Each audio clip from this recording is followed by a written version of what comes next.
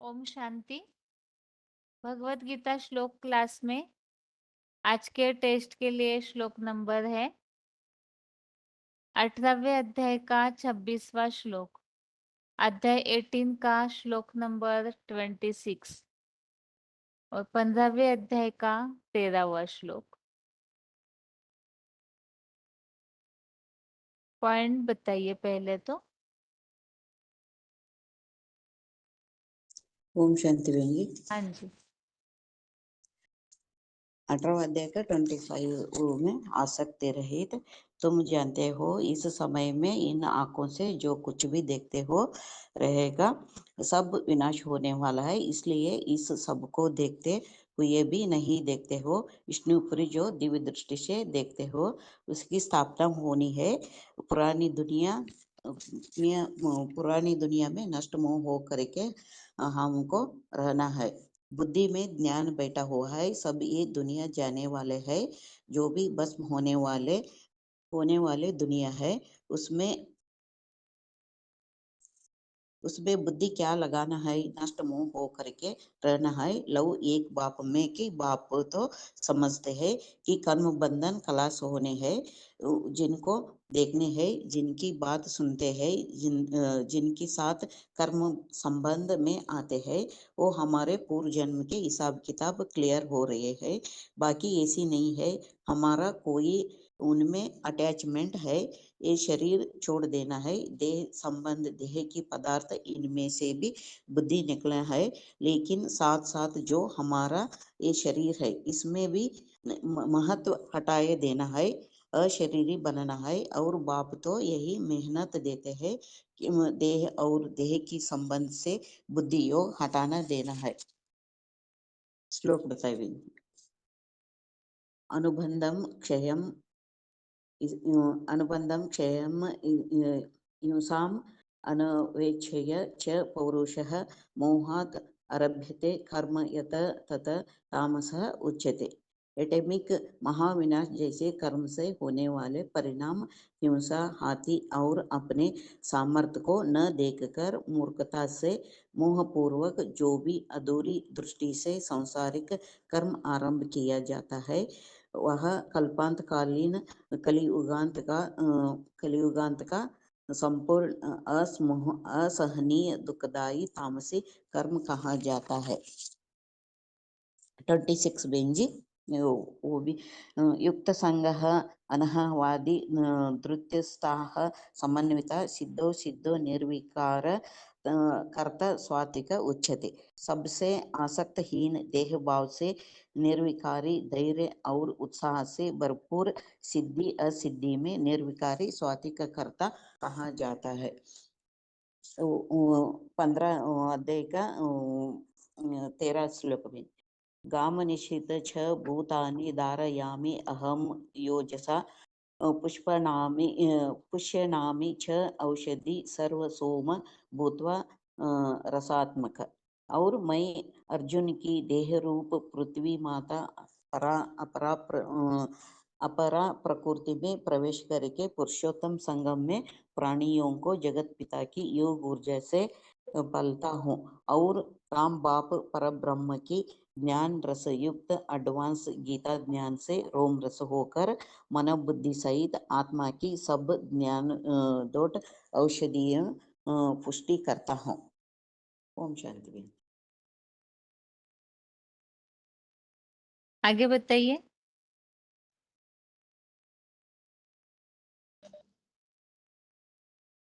ओम शांति।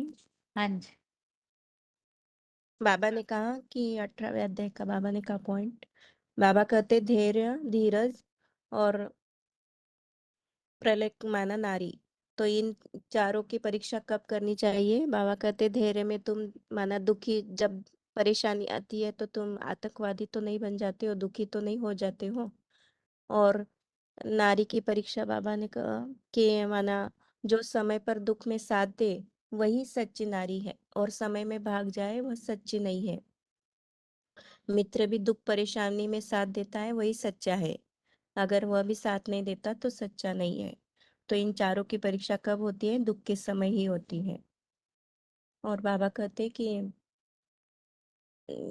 एक शिव बाबा, दूसरा न कोई, एक ही सच्चा साथी है और दूसरा कोई साथी नहीं है सच्चा इस दुनिया में। मामा, चाचा, नामा, जिसे हम कहते हैं कि ये हमारे साथी है, ये हमें दुख में समय में काम आएंगे, लेकिन कोई सच्चा साथी नहीं एक शिव बाबा के सिवा। और बाबा ने कहा, बाबा कहते कि जैसे चंद्रमा पर जाते हैं तो कहते हैं कि चंद्रमा पर अमृत है, लेकिन बाबा कहते हैं आजकल तो चंद्रमा पर वैज्ञानिक गए तो उन्हें तो सादा पानी भी नहीं मिला, वहां पे जाते हैं तो ऑक्सीजन लेके जाते हैं, माना वहां पे कुछ भी नहीं है, लेकिन सोम रस आया, माना ज्ञान का यह रस आया ब्रह्मा बाबा से ही, माना चंद्रमा की आत्मा से ही आया।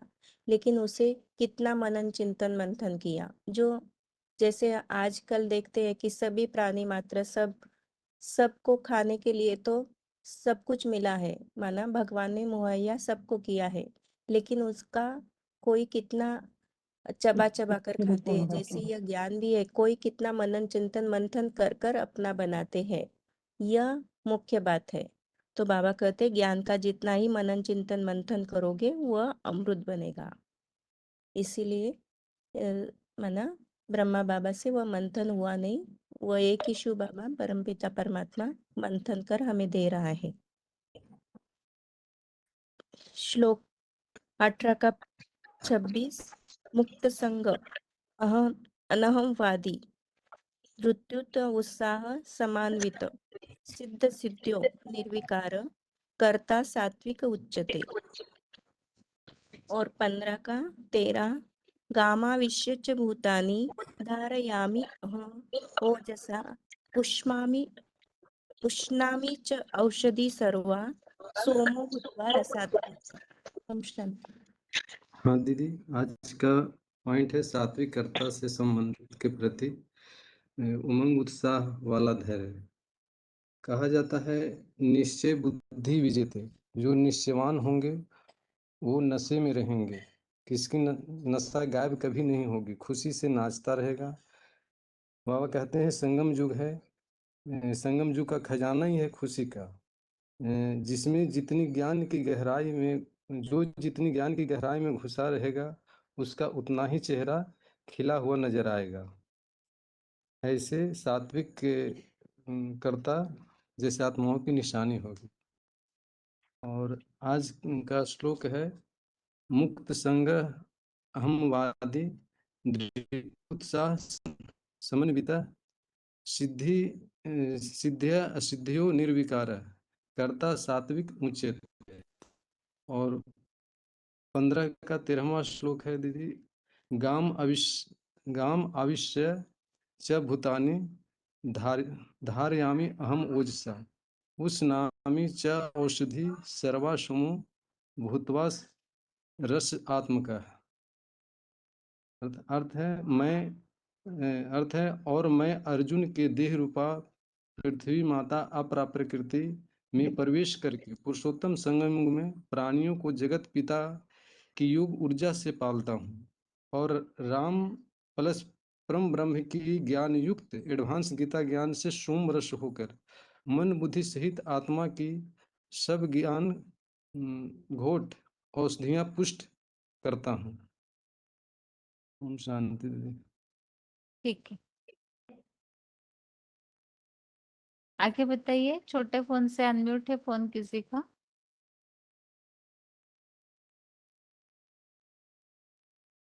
ओम शांति दीदी। हाँ जी। मुरली पॉइंट है 28 अध्याय का, बीसीडी नंबर 23 से 57। आखिर कोई सीमा है कि ऐसे ही चलता रहेगा? हर चीज की कोई सीमा होती है कि नहीं? तो सीमा क्या है? एक की सीमा नहीं है क्या? सागर की गहराइयों गहराइयों की कोई ना सागर की गहराइयों को कोई नाप नहीं सका। उस सागर की ज्ञान सागर की सीमा नहीं, बाकी तो सबकी सीमा है। तो उस सीमा तक कब पहुंचेंगे?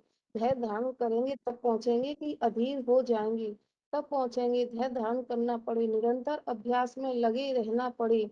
माया कितना ही विकराल रूप धारण करे, लेकिन हम धैर्य ना छोड़े लगे रहे निरंतर। जो निरंतर लगा रहता है उसे हारा हुआ कहेंगे नहीं कहेंगे, हारा हुआ नहीं कहेंगे। जब तक लगा हुआ है, लगन लगी हुई है, तो हारा हुआ नहीं है। इस लिए बात कहती है विजय तुम्हारा जन्म से अधिकार है और अंत में तुम्हारी विजय होनी ही होनी है। बीच में तुमको माया कितने भी लोड़े अटकाए, अंत में जरूर विजय हो जाएगी। तो अंत के लिए धैर्य धारण करके रखना है। तो बीच में ये बताया है कि कलयुगी दुनिया को विनाश होने वाली है, तो इसमें देह के संबंधी देह के पदार्थ कोई भी प्रकार में किसी में भी आसक्ति ना होना, अर्थात निर्मोही होना, देह भाव से निरंकार कोई भी प्रकार का अहंकार ना होना और धैर्य उत्साह में भरपूर सिद्धि आसक्ति सिद्धि असिद्धि निर्विकारी सात्विक कर्ता कहा जाता है। और भी श्लोक है। मुक्त संग मुक्त संग अनुभवादि धैर्य धृत्युतः स्मवितः सिद्ध्या सिद्धियो निर्विकारः कर्ता सात्विक उच्यते। और भी 13 में का 15 में का 13 है। गहम अवश्य च भूतानि धारयाम्यहं योजसा पुष्पा पुष्पाणि च औषधि सर्वा सोम भूत्वा रजा आत्मका। इसमें ही बताया है कि जितना ज्ञान मंथन चिंतन जो जितना ज्ञान मनन चिंतन होता है उतना ही ज्ञान की औषधियां भी मिलती हैं और ज्ञान मृत की सोमरस जिसके द्वारा औषधियां की पुष्टि होती है, अर्थात जो विकारी की बीमारियां लगी हैं, विकारों की बीमारी लगी हुई है, उससे मुक्ति हो जाती है। ओम शांति। आगे बताइए।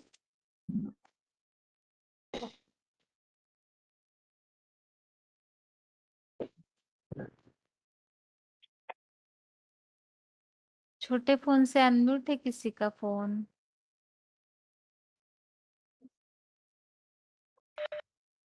हेलो। हाँ जी। बाबा ने बताया यहाँ गीता के श्लोक में हमने पहले देखा कि ज्ञान 3 अवस्थाओं से प्रसार हुआ, सात्विक, राजसी, तामसी। उसी तरह कर्म भी 3 अवस्थाओं से प्रसार हुआ, सात्विक, राजसी, तामसी। और अब जो है कर्ता का भी ये 3 अवस्थाओं में, ये पहला सात्विक अवस्था के विषय में यहाँ गीता के श्लोक में बताया गया है। इसी से संबंधित एक वार्ता है का पॉइंट है, वार्ता 368 में 22 मिनट की बात से लिया गया है। उमंग उत्साह किसको होगा? निश्चय बुद्धि होगा तो उमंग उत्साह होगा। कहते हैं ना, निश्चय बुद्धि विजेते। निश्चय की निशानी है नशा, उसी से नाचता रहेगा। कहते हैं ना, सच बिठुर नच। खुशी होगी तो चेहरा खिला रहेगा, सदैव उमंग उत्साह में रहेगा।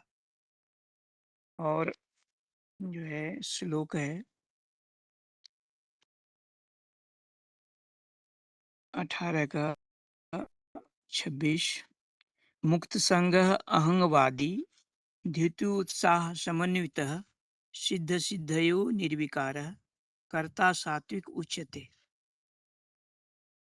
यहाँ बताया है सात्विक कर्ता की निशानी कि सभी से आसक्तिहीन होगा, किसी में आसक्ति नहीं होगी, देहभान से निरहंकारी होगा, कोई अहंकार नहीं होगा देह का, धैर्य होगा और उत्साह से भरपूर होगा, सिद्धि असिद्धि में निर्विकारी होगा। ऐसे कर्ता को सात्विक कर्ता कहा गया। आसक्ति मतलब किसी से आसक्ति नहीं होगी देह के संबंधियों में, और भाव निरहंकारी भाव होगा और धैर्य नहीं खोएगा। बाबा ने वो धैर्य के विषय में भी कहा कि धैर्य के समय जो है कैसी भी परिस्थिति हो गई, गरीबी आ जाए तो फिर भी वो चोर डकैत नहीं बनेगा। और सिद्धि प्राप्ति और प्राप्ति में भी उसको समान भाव होगा। तो ऐसे कर्ता को सात्विक कर्ता कहा गया है। इसके अलावा जो है 15 का 13 है श्लोक। गां आविश्य च भूतानि धारयामि अहं ओजसा पुष्पामि च औषधि सर्वा सोमो भूत्वा रसात्मक। यहाँ पर जो है ये 3 प्रकृति के विषय में बाबा ने बताया है कि बाप जब आता है, जिस तन में प्रवेश करता है, उस योग ऊर्जा से ये सारी सृष्टि पलती है। उसके विषय में बाबा ने आगे बढ़ा है कि और मैं अर्जुन की देह रूपा प्रकृति माता अपरा प्रकृति में प्रवेश करके पुरुषोत्तम संगम युग में प्राणियों को जगत पिता की योग ऊर्जा से पालता हूँ और राम बाप और परम ब्रह्मा की ज्ञान ज्ञान रस युक्त एडवांस गीता ज्ञान से सोम रस होकर मन बुद्धि सहित आत्मा की सब ज्ञान घोट औषधियां पुष्ट करता हूँ। इसके संबंध में बाबा ने पॉइंट भी बोला है। अभी मैं बता। अच्छा, ओम शांति बहन जी। ठीक है। हम्म।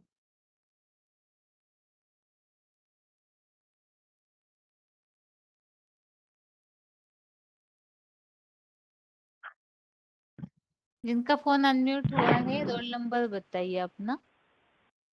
27736 बोलिए बोलिए। हेलो दीदी। 9572। हाँ जी। और 27736 हाँ जी माता जी। और किनका अनम्यूट है आगे? मैम जी मेरा है 2714। और किनका अनम्यूट है?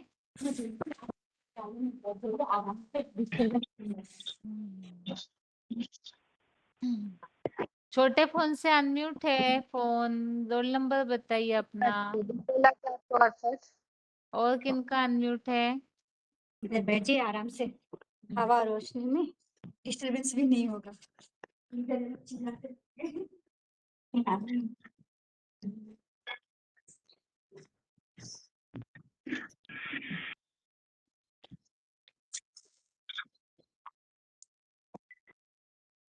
कर्मों संबंधित सात्विक ज्ञान किसे कहा है माता जी?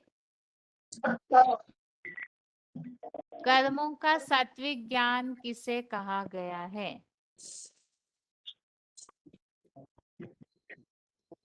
हेलो। हाँ जी। ठीक है। माना जो नित्य नियम पूर्वक आसक्तिहीन राग द्वेष के बिना पहले फल की इच्छा नहीं करता, वो व्यक्ति कर्म उस व्यक्ति का कर्म किया जाता है, उससे सात्विक कर्म कहा जाता है। यज्ञ सेवा कर्म करना। 18वें अध्याय के हिसाब से वास्तविक त्याग किसे कहा है? किस बात का त्याग करना चाहिए?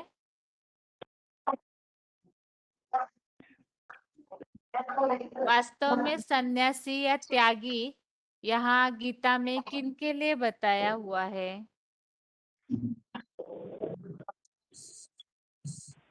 दीदी कर्मों का संन्यास कर्म करते हुए, जो कर्म करते हुए मतलब भगवान की याद में रहते कर्म करते, कर्म सन्यासी नहीं बताया हुआ है, हमको कर्म योगी बनना है।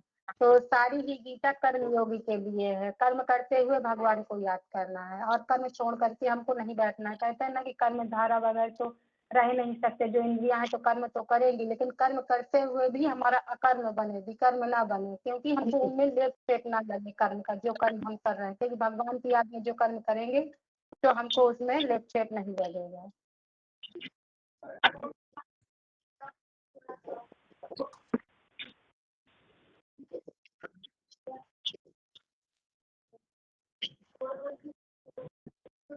कौन सी ऐसी स्थिति है जिसमें स्थित होने से पाप नहीं लगता है, ऐसे बताया है? कौन सी ऐसी स्थिति है जिसमें स्थित होने से पाप नहीं लगता है? आत्मिक स्थिति में स्थित है।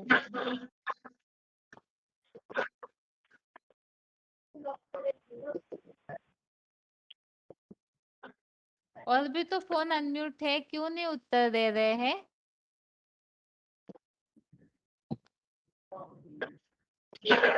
नाइन 9572 माता जी क्या हुआ? उत्तर दीजिए। आत्मिक स्थिति में स्थित होने से दीदी।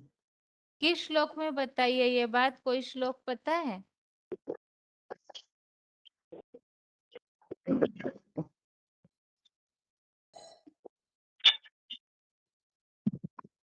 हाँ जी, ये दिया है ना 18वें के 20 में।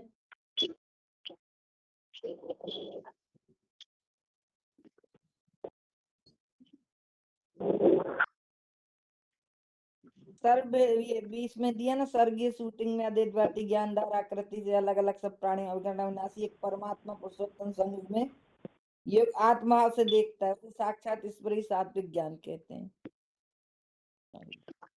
तीसरे श्लोक में दीदी 18वें के तीसरे श्लोक में है दीदी, द्वापर से नव निर्मित कर्मेंद्रियों का नारकीय कर्म महापाप जैसा त्यागने योग्य है ऐसे कहते हैं। और दूसरों का मत है कि अविनाशी अश्वमेध रुद्र ज्ञान यज्ञ हुआ दान आत्म स्मृति रूप तप पुरुषोत्तम संगम युग में कभी भी त्यागने योग्य नहीं है। यदि 18 के 5 में भी दिया हुआ है, आत्मनिष्ठा की स्तुत तपस्या ही बुद्धिमानों को संसार में सदा पवित्र बनाते हैं। ये ऊपर आत्मनिष्ठा त्याग तप कर्म ये पूरा दिया गया है।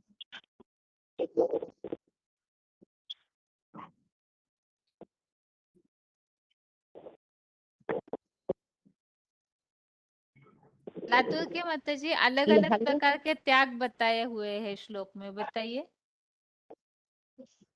क्या क्या अलग अलग प्रकार के और एक त्याग बात बताए हुए हैं, वो कौन से त्याग बताए हैं श्लोक में? माना कुछ विद्वान विदेशवादी द्वापर से सभी संसारी कामना वाले कर्मों के त्याग को संपूर्ण त्याग रूप संन्यास समझते हैं, जबकि पुरुषोत्तम संगम में विशेष दृष्टा स्वर्गीय संगठन हेतु और अविनाशी रुद्र यज्ञ अर्थ संसार के सभी कर्मों की प्राप्ति के त्याग को त्याग बताते हैं।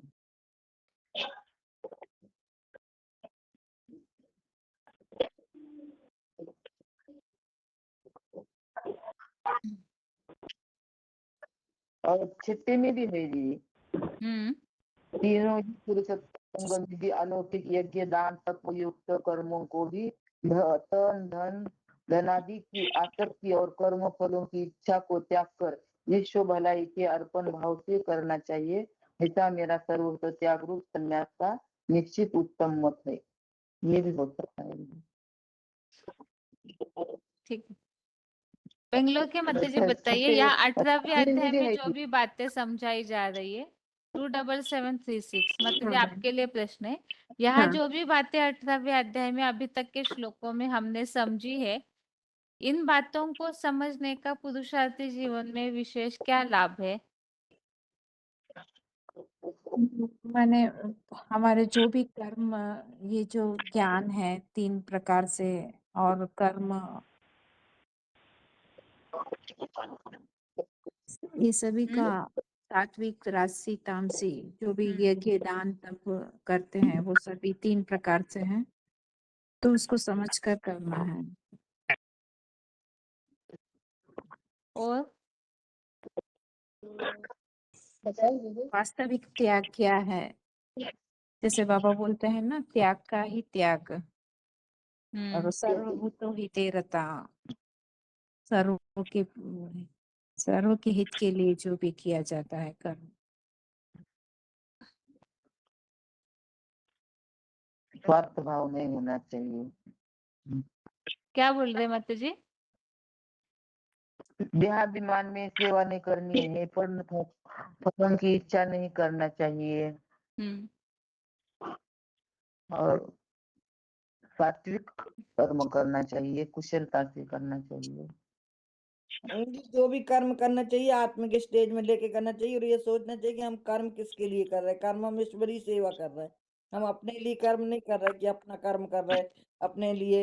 यज्ञ सेवा कर रहे हैं तो हम अपने स्वार्थ के लिए करें, ये सेवा करेंगे तो हमको ये प्राप्त हो जाएगा, इससे ये मिल जाएगा। जैसे भक्ति मार्ग में कहते हैं ना, भगवान की पूजा कर रहे हैं तो भगवान ये दे दे वो दे दे, पर हमको नहीं करना। हमको तो ऐसे सेवा करना है जैसे कि सेवा करके भूल जाना है। जैसे किसी को कुछ दिया तो भूल जाना है कि हमने ये दिया है। ये कहलाती सात्विक सेवा।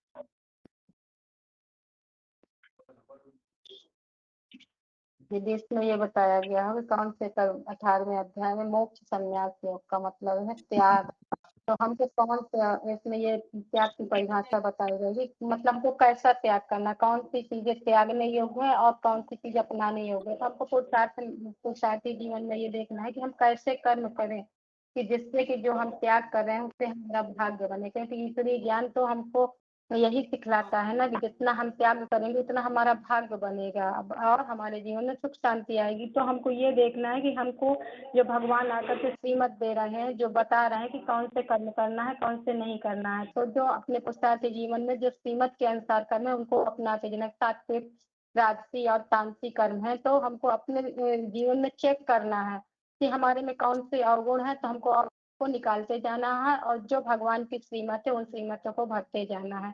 तो हमको मतलब मोक्ष तो होता नहीं है किसी का, तो बाबा तो अतीन्द्रिय सुख के लिए बोलते हैं ना। तो जितना हम आत्मिक स्टेज में रह करके कर्म करेंगे और भगवान की अव्यभिचारी याद में रहेंगे तो अतीन्द्रिय सुख तो होगा। इसमें तो मोक्ष की बात नहीं, लेकिन दुनिया वाले तो मोक्ष के लिए ये सब करते हैं। हठ पूर्वक कोई कर्म नहीं करना है कि जैसे खाना नहीं खाएंगे या ये नहीं, कुछ सब कर्म करना है, कर्म करते हुए बाप को याद करना है। ऐसा नहीं कि हठ धर्म करना है कि हम ये नहीं करेंगे, हम मतलब सब कुछ करते हुए बाप को याद करना। और कैसी सात्विक स्टेज बनाना, आत्मिक स्टेज में बाप को याद करना। शरीर वाणी और मन द्वारा भी सच्ची गीता की जो न्याय पूर्वक उसी प्रमाण कर्म करना है हमें। ठीक है, अगर आप लोगों ने ये श्लोक जो है 18वें अध्याय के रिवाइज किए हैं तो इसमें किन किन टॉपिक्स पर श्लोक बताए हैं, बस टॉपिक बताइए। किन किन बातों के लिए श्लोक बताए हुए अभी तक जो हमने पढ़े हैं।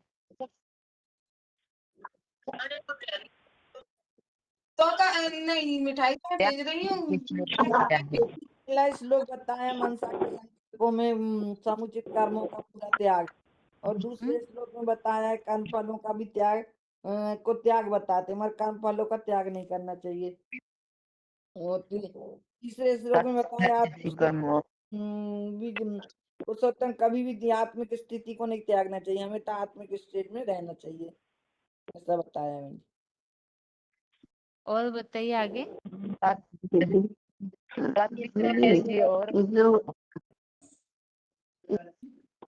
बोलिए माता जी। उत्तर जल्दी देंगे तो आगे का प्रश्न बताएंगे। बताइए। बहन, अलगाववादी दृष्टि नहीं रखनी है, आत्मा आत्मा भाई भाई से एक ही धर्म, ऐसा आत्मा भाई भाई का। ठीक है, और खान पान के बारे में बताया है 18वें अध्याय में।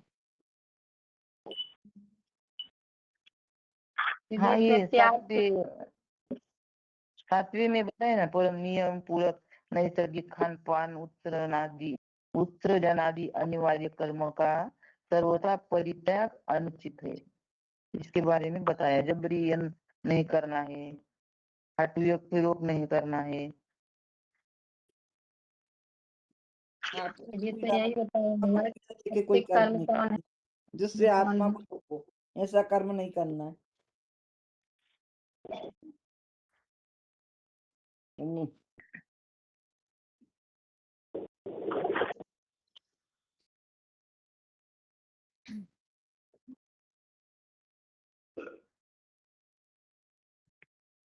जिनका सात्विक स्वभाव होता है उनकी निशानी क्या होगी? सात्विक स्वभाव या जो बुद्धिमान है उनकी निशानी क्या बताई है? वह किसी व्यक्ति से या वस्तुगत आसक्ति को और फल की इच्छा को त्याग कर नियम पूर्वक वो कर्म करता है। नहीं, और कोई श्लोक में बताया? 10वें अध्याय में 10वें श्लोक, अविनाशी रोध के पंकज त्यागी सात्विक स्वभाव का बुद्धिमान, ईश्वर से संशयहीन और कुशलता रही, अप्रिय के अनिश्चित कर्म में दोष नहीं देखता, वे दीर्घकालीन अभ्यासी होने से कुशलता पूर्वक प्रिय कर्म में अनसक्त होने से अनुराग नहीं रखता, किसी से अनुराग नहीं रखता। वो कर्म जो बुद्धिमान है वो निश्चय बुद्धि रहेगा और प्रिय अप्रिय में कोई भी प्रकार से आसक्ति नहीं रखते। आसक्ति नहीं रखता। ठीक है।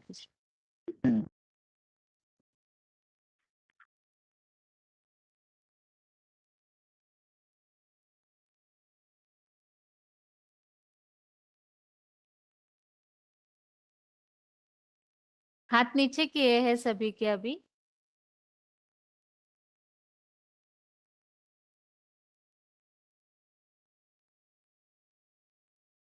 आगे चौथा अध्याय खोलिए।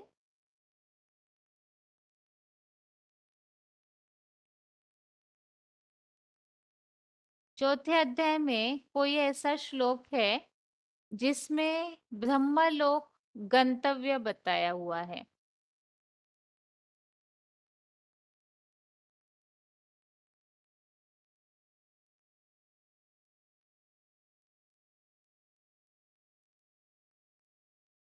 ब्रह्मलोक की गंतव्य बताया है, ऐसा श्लोक बताइए।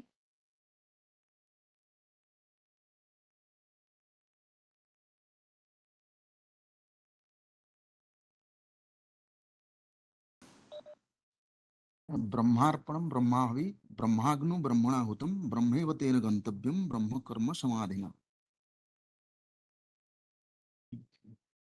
यज्ञ सेवा में तन धन आदि सब कुछ अर्पित हुआ ब्रह्म है। चतुर्मुखी ब्रह्मा द्वारा पंचम ऊर्ध्वमुखी पंचानन ब्रह्म ही योगाग्नि व या ज्ञानाग्नि में अर्पित हवि ही जो भाव से अर्पित हुई वस्तुएं है परम ब्रह्म है।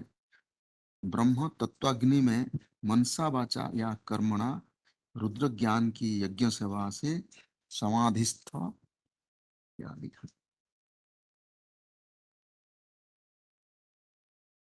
उस मत ब्रह्म ज्ञान से भरपूर इसी सृष्टि में संपन्न गीता 8:20 का ब्रह्मलोक ही गंतव्य है। ठीक है। आगे अगला प्रश्न यह है कि चौथे अध्याय को यदि आप में से किसी ने भी रिवाइज किया है तो उत्तर आसान होगा। प्रश्न यह है कि चौथे अध्याय में किन टॉपिक्स पर, किन किन विषयों पर श्लोकों का उल्लेख है।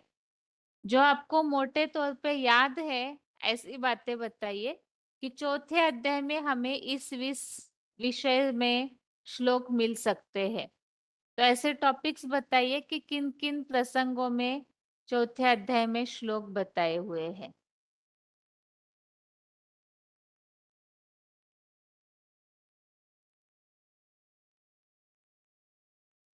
ये एक तो ये है कि जैसे जो जीवन में जो भी प्रश्न आते हैं, जो भी प्रश्न आते हैं तो उसका जो समाधान है वो इस गीता के द्वारा मिल सकता है। इसके लिए उदाहरण के रूप में जब अर्जुन से भगवान ने बोला कि तेरे को जो कुछ भी पूछना हो वो प्रश्नोत्तर द्वारा पूछ सकते हैं, जो चौथे अध्याय का 34वें श्लोक में बताया है।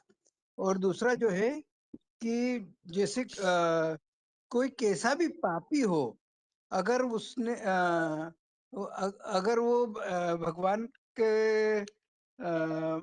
भगवान के स्वरूप को जान लेगा, मान लेगा, तो वो विषय सागर से पार कर जाएगा। इस तरह से बोल सकते हैं दीदी। आगे बताइए। हाँ, चौथे अध्याय में कर्म अकर्म के विषय में बताया बाबा ने। कर्म को भी जानना चाहिए, अकर्म को भी जानना चाहिए। और इसमें 4 वर्णों के विषय में भी बताया गया है कि 4 वर्णों की स्थापना कैसे होती है उनके उन कर्म के अनुसार। और चौथे अध्याय में ये भी बताया गया है कि काम विकार के जो संकल्प हैं ये सारी समस्याओं का जड़ है। उसको बुद्धिमान लोग ज्ञान अग्नि से जो है कर्म को जलाने वाला पंडित उसको कहा गया है। इसके बाद कहा गया है चौथे अध्याय में कि कर्म फल की आसक्ति को त्यागना है। सदा संतुष्ट हुआ वह कर्म में अच्छी तरह लगा रहने पर भी कुछ नहीं करता, ऐसे बताया गया है चौथे अध्याय में। हेलो। हाँ जी। हाँ जी दीदी, इसमें सबसे पहले तो ये बताया गया है कि भगवान किसको ज्ञान देता है। फिर दूसरा ये बताया गया है कि ये ज्ञान लंबे समय तक खत्म हो जाता है और इस ज्ञान के द्वारा ही अपने जन्मों को जान सकती हैं। साकार और निराकार का प्रभाव, भगवान के आने का समय, हम योग का विषय और महात्मा पुरुषों का आचरण और उनकी महिमा, पृथक पृथक यज्ञों का कथन और ज्ञान की महिमा। आगे बताइए, अगला फोन अनम्यूट है। हेलो हेलो हाँ जी, हेलो। हाँ जी हाँ ओम शांति बताइए। 8083।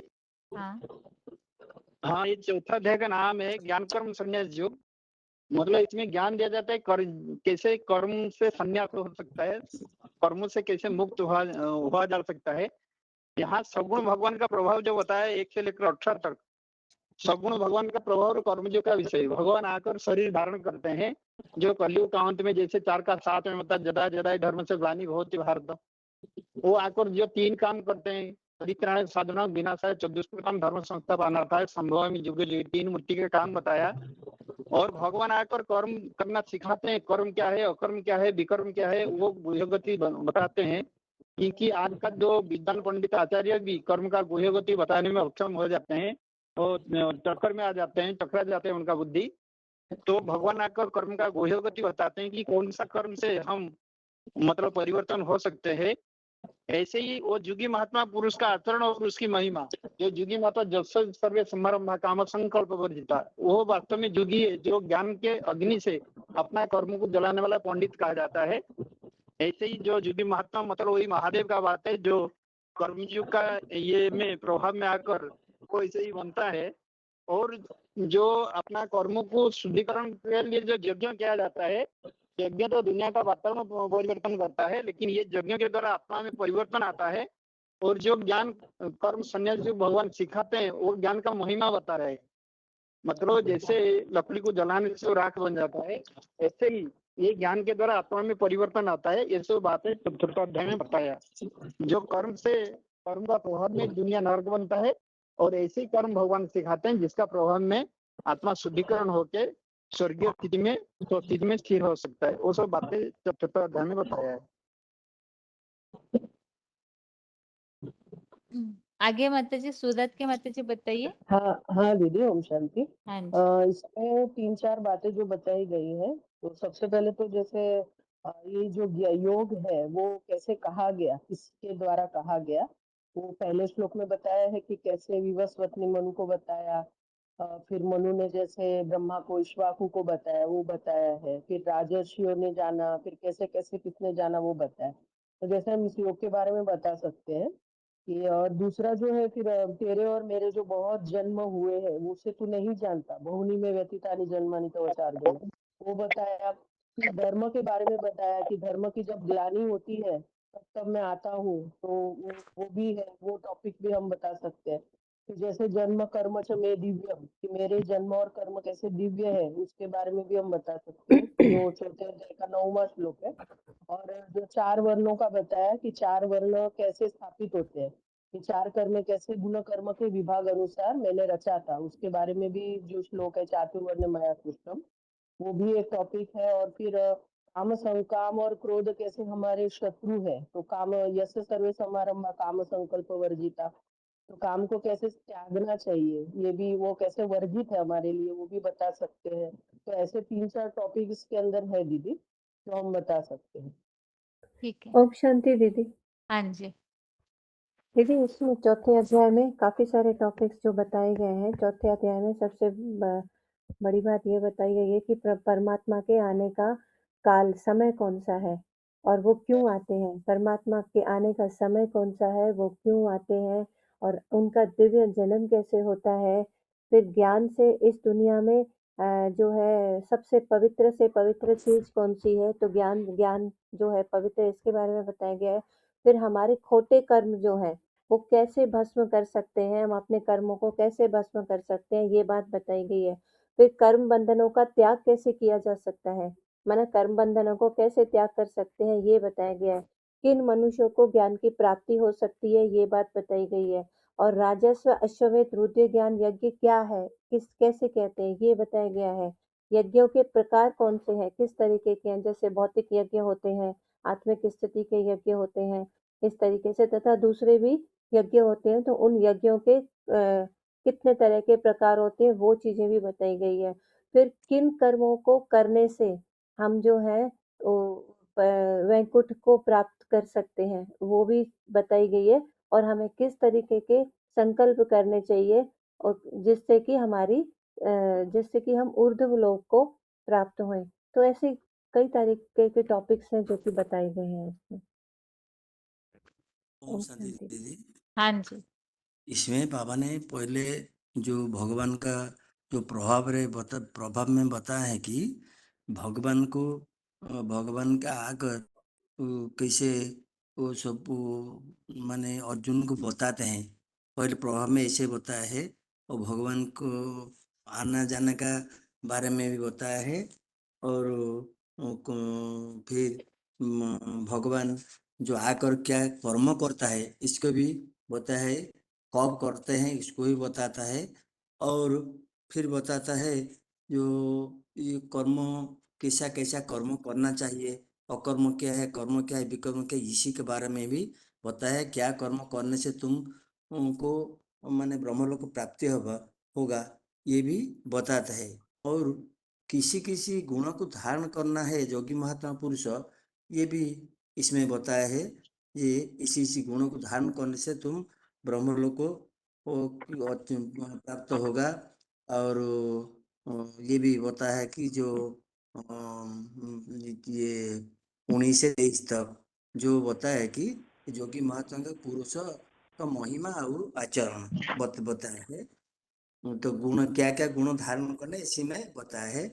फिर यज्ञ के बारे में भिन्न भिन्न प्रकार का यज्ञ बताया है, किसी यज्ञ से क्या होता है, इसे कैसे भी करना है ये भी बताया है। फिर वो जो ज्ञान के बारे में बताया है, जे ज्ञान की महिमा क्या है, जो ज्ञान से क्या क्या होता है ऐसे बताया है कि ये ज्ञान से ही हमको वो सारे पाप भी भस्म हो जाता है। ये ज्ञान धारण करने से हमारा ये जो जो हाँ ज्ञान महिमा के बताए तो ज्ञान से क्या क्या होता है। जो भी जितना भी पापी हो वो पापी भी उसमें तो पाप मुक्त हो जाता है और विष्णु को वैकुंठ की प्राप्ति होता है। और ज्ञान में कैसे जो पाप भस्म होता है ऐसा भी बताया है। ये ज्ञान सदृश और दुनिया में पवित्र कुछ नहीं है इसे बताया है। और वो जो ज्ञान को नहीं सुनने से उनका परिणाम क्या है जिसमें ये बताया है। और ये भगवान आकर कैसे कैसे चतुर्वर्ण जो माने सृष्टि करता है ये भी बताया है। ये ज्ञान है, ज्ञान में तो ये जो है ये ज्ञान ही सारे कार्य का क्या सारे ही अज्ञान को नष्ट कर देता है लास्ट में बताया है। तो तुम ये ज्ञान द्वारा ही सारे जो अज्ञान को नष्ट हो जाएगा तुम्हारा, इसलिए तू उठ बताया है। ओम शांति बहन जी। हाँ जी। बहन जी इस अध्याय का नाम ही ज्ञान, चौथे अध्याय का नाम ही ज्ञान कर्म संन्यास योग है ना। माने यहाँ ही 3 मेन सब्जेक्ट्स कवर हो रहे हैं। ज्ञान के बारे में बताया है, कर्म के बारे में बताया है, संन्यास माना योगी महात्मा पुरुषों के आचरण उनका महिमा ही बताया गया है। पहले से श्लोक से 18 श्लोक तक टॉपिक है ना, सगुण भगवान का प्रभाव और कर्मयोग का विशेष। माना यहाँ पहले पहले अर्जुन पूछता है ये ज्ञान अभी भी तुम बता रहे हैं ना, लेकिन ये सब पहला कल्प पूर्व के बात बताया है, अभी अभी आप बता रहे हैं, इसका मतलब क्या है पूछने पर भगवान ने बताया ना। ये अविनाशी योग को मैं विवस्वत को पूछा था, कहा था।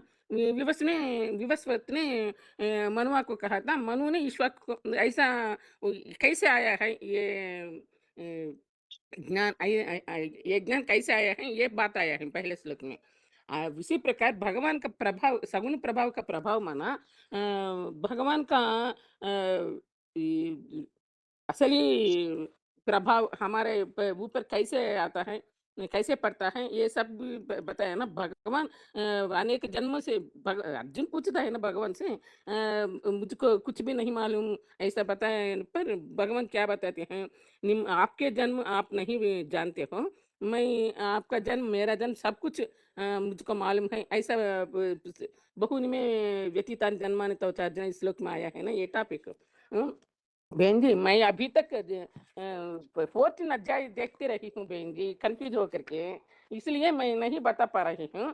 थोड़ा लेट हो जाता है, कोई बात नहीं माँ, परवागिल्लम्मा। ठीक है। हाँ, अब 60 श्लोक में बताया है ना, अजोपि सन्नाव्यय आत्मभूतानां स्वरूप सन्माना, भगवान का हेलो स्वभाव वो कभी भी क्षरित नहीं होने वाला है। अजन्मा होते हुए भी, प्राणियों का शासन करता होते हुए भी, वो भी प्रकृति का आधान लेकर के जन्म लेता हूँ, ऐसा बताया है 6th श्लोक में। बाद में वो आने के कारण बताए हैं 7th श्लोक में, यदा यदा हि धर्मस्य ग्लानिर्भवति भारत अभ्युत्थानं धर्मस्य तदात्मानं सृजाम्यहम् परित्राणाय साधनं विनाशाय च दुष्कृतं धर्म संस्थापनार्थाय संभवामि युगे युगे। इन दो श्लोकों में क्या बात है, भगवान आने का कारण बताया हुआ है।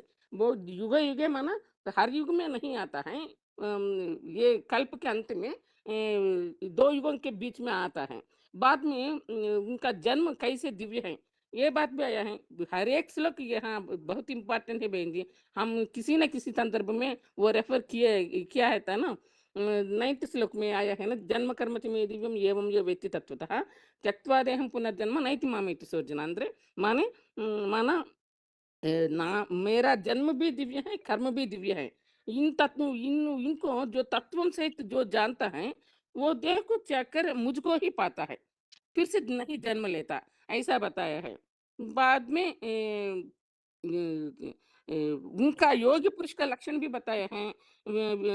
राग भय क्रोध रहित, मेरे मेरे में पूरे मुझको पूरे ही जो आश्रित करता है, वो ज्ञान योग तपस्या से पवित्र बन करके मेरे भाव को पाया है। 10th श्लोक में आया है, वीतराग भय क्रोध मनमय माम उपाश्रिता, इसमें बाद में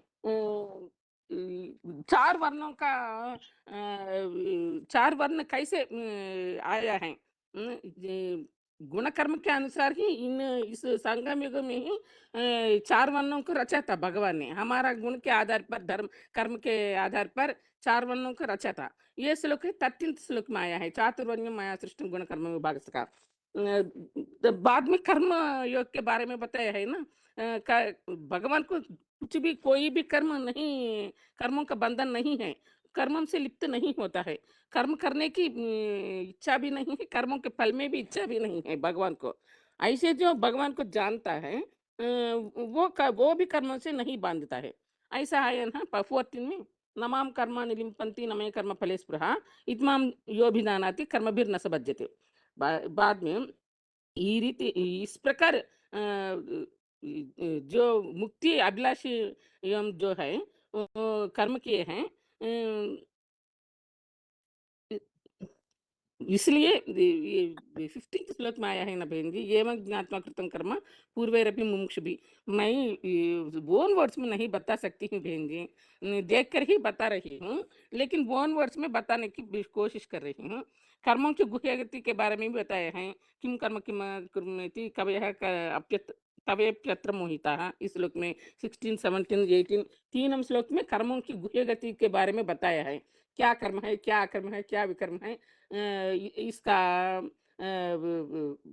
प्रसिद्ध बताया है, बाप कर्म विकर्म कर्म गति को समझाते हैं। मुरली पॉइंट भी आया है ना, बेहद की सन्यासियों के कर्म की गति।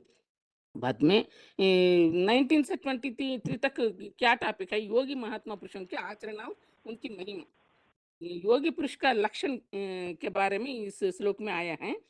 19th यस्य सर्वे समारंभ काम संकल्प वर्जिता, माना वो लौकिक कार्य, चाहे लौकिक कार्य हो चाहे अलौकिक कार्य हो, सब कार्य को काम विकार के संकल्प से रहित करते हैं योगी पुरुष, उसको बुद्धिमान लोग कहते हैं ना, ज्ञानाग्नि से कर्म जलाने वाला पंडित ऐसे कहते हैं उनको, योगी पुरुष को बुद्धिमान ऐसे कहते हैं।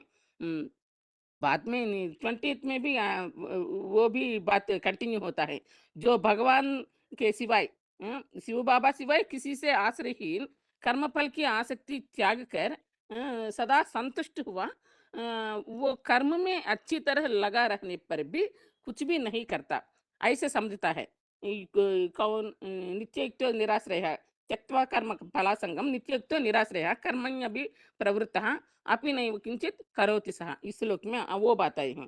21 में क्या आई है, वो ये भी और लक्षण बता रहे हैं। सांसारिक आशा रहित होता है, संसार की जो भी आशाएं नहीं रहते हैं उनको अपने मन बुद्धि रहित अपने मन बुद्धि रूप चित्त का वश करता, कंट्रोल होता है मन बुद्धि के ऊपर।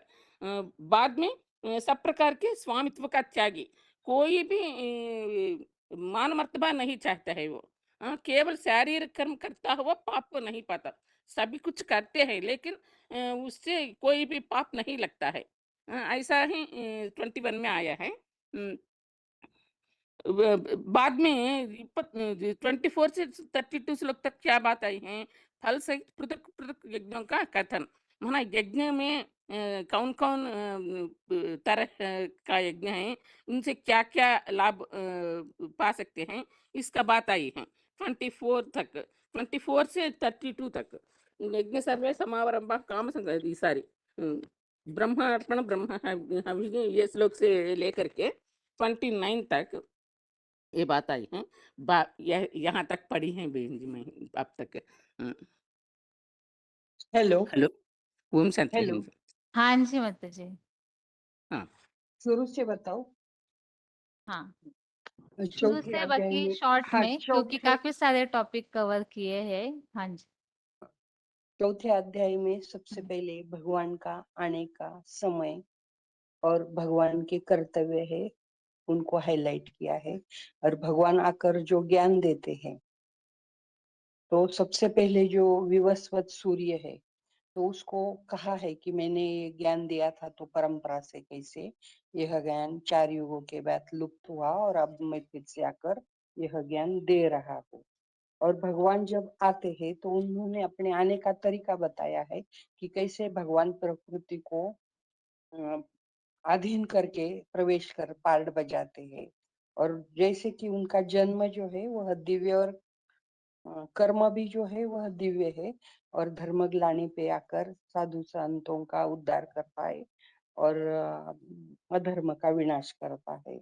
और फिर इसके बाद बोला है कि कैसे पावन बनने के लिए जो भी पुरुषार्थ करते हैं, तो क्षिप्रम भवति धर्मात्मा कहा है, और कांक्षंता कर्मणा सिद्धि, माना जिसने भगवान को पहचाना है तो वह आत्माएं जल से भगवान को पहचानने के कारण किस तरह से मुक्ति को पाती है, और चातुर्वर्ण्य कैसे निर्माण होता है, जो कि ज्ञान जब भगवान आकर देते हैं, तो भगवान आकर जो ज्ञान देते हैं इससे 4 तरह की सृष्टि निर्माण होती है। और भगवान आकर जो पाठ बजाते हैं तो उससे अकर्ता अभोक्ता की स्टेज में वह आकर जो ज्ञान देते हैं, तो वह अपने को जैसा बनाते हैं ऐसे औरों को भी बनाने के लिए, या योगी पुरुष के जो भी लक्षण है उसके बारे में भी बताया है। फिर कर्म अकर्म विकर्म इनमें न फंसे, इसके लिए कर्म बंधन से मुक्त होकर कैसे कर्म करना है ये भी सिखाते हैं, कर्मों का बोध कराते हैं। फिर जो ज्ञान योगी आत्माएं हैं उनका आचरण जो है, तो वो कैसे ज्ञान से काम संकल्प से रहित होते हैं और ज्ञान से अग्नि को दग्ध करते हैं पापों को अपने, ये भी बताया है। और केवल शरीर निर्वाह कर्म करते हैं और अभोक्ता के स्टेज को प्राप्त करते हैं योगी महात्मा पुरुष। और जो भी कर्म करते हैं तो वह भी भगवान के जैसे ही निर्बंधन बनने का पुरुषार्थ करते हैं, और इससे ही वह ज्ञान से मुक्ति गत संगस्य मुक्तस्य कहा है, मना उनके कर्म पूर्णतः जो भी है पाप कर्म वह किस तरह से नष्ट होते यह बताया है। फिर फल सहित जो यज्ञों का कथन है उसमें जो कहा है कि गंतव्य जो है ब्रह्मलोक उसके बारे में बताया है। फिर किस तरह के यज्ञ है, और जो भी यज्ञ है उस यज्ञ से आत्म संयम योगी, ज्ञान योगी और द्रव्य योग, यज्ञ योग, तपोयोग इनमें जो अंतर है इसके बारे में भी बताया है। फिर किस तरह से सबसे श्रेष्ठ योग जो है वह ज्ञान योग है और ज्ञान योग से ही सबको मुक्ति मिलती है और सारे कार्य जो है इस रुद्र ज्ञान यज्ञ के द्वारा कैसे समाप्त होते हैं इसके बारे में बताया है कि भौतिक यज्ञ को खत्म कर अश्वमेघ रुद्र ज्ञान यज्ञ जब निर्माण होता है तो वह अंतिम यज्ञ है और इस यज्ञ में जो भगवान आकर ज्ञान देते हैं तो उस ज्ञान का हर सवाल का जवाब इस ज्ञान से मिलता है। भगवान स्वयं इस ज्ञान देने के कारण दुनिया के सारे जो भी सवाल है इस ज्ञान से समाप्त हो जाते हैं और आत्मा शांत हो जाती है।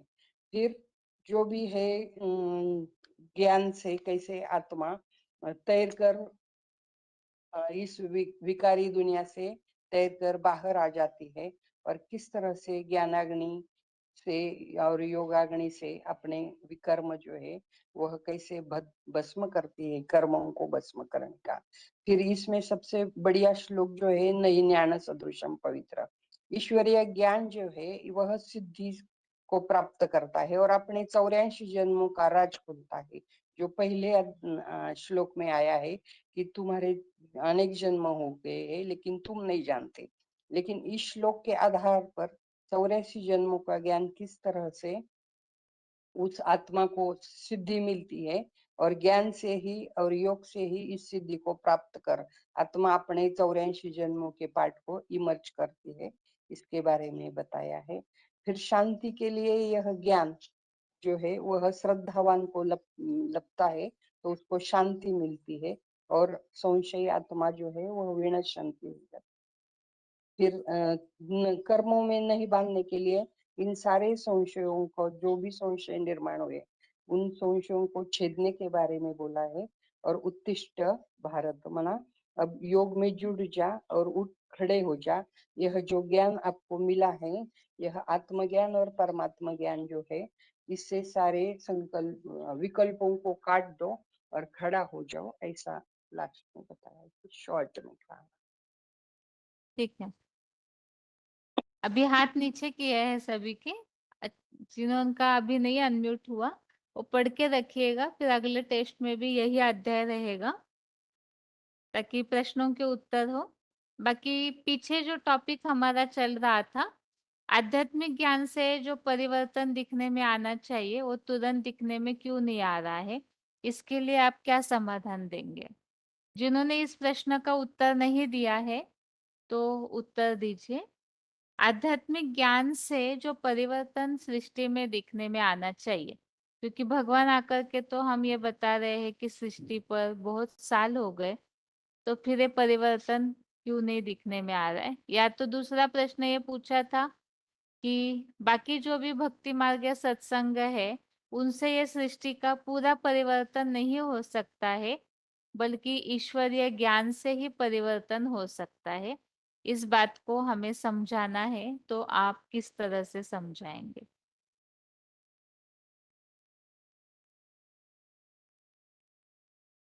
ऐसे जो है जिन्होंने कभी भी उत्तर नहीं दिया है तो वो हाथ उठाइए।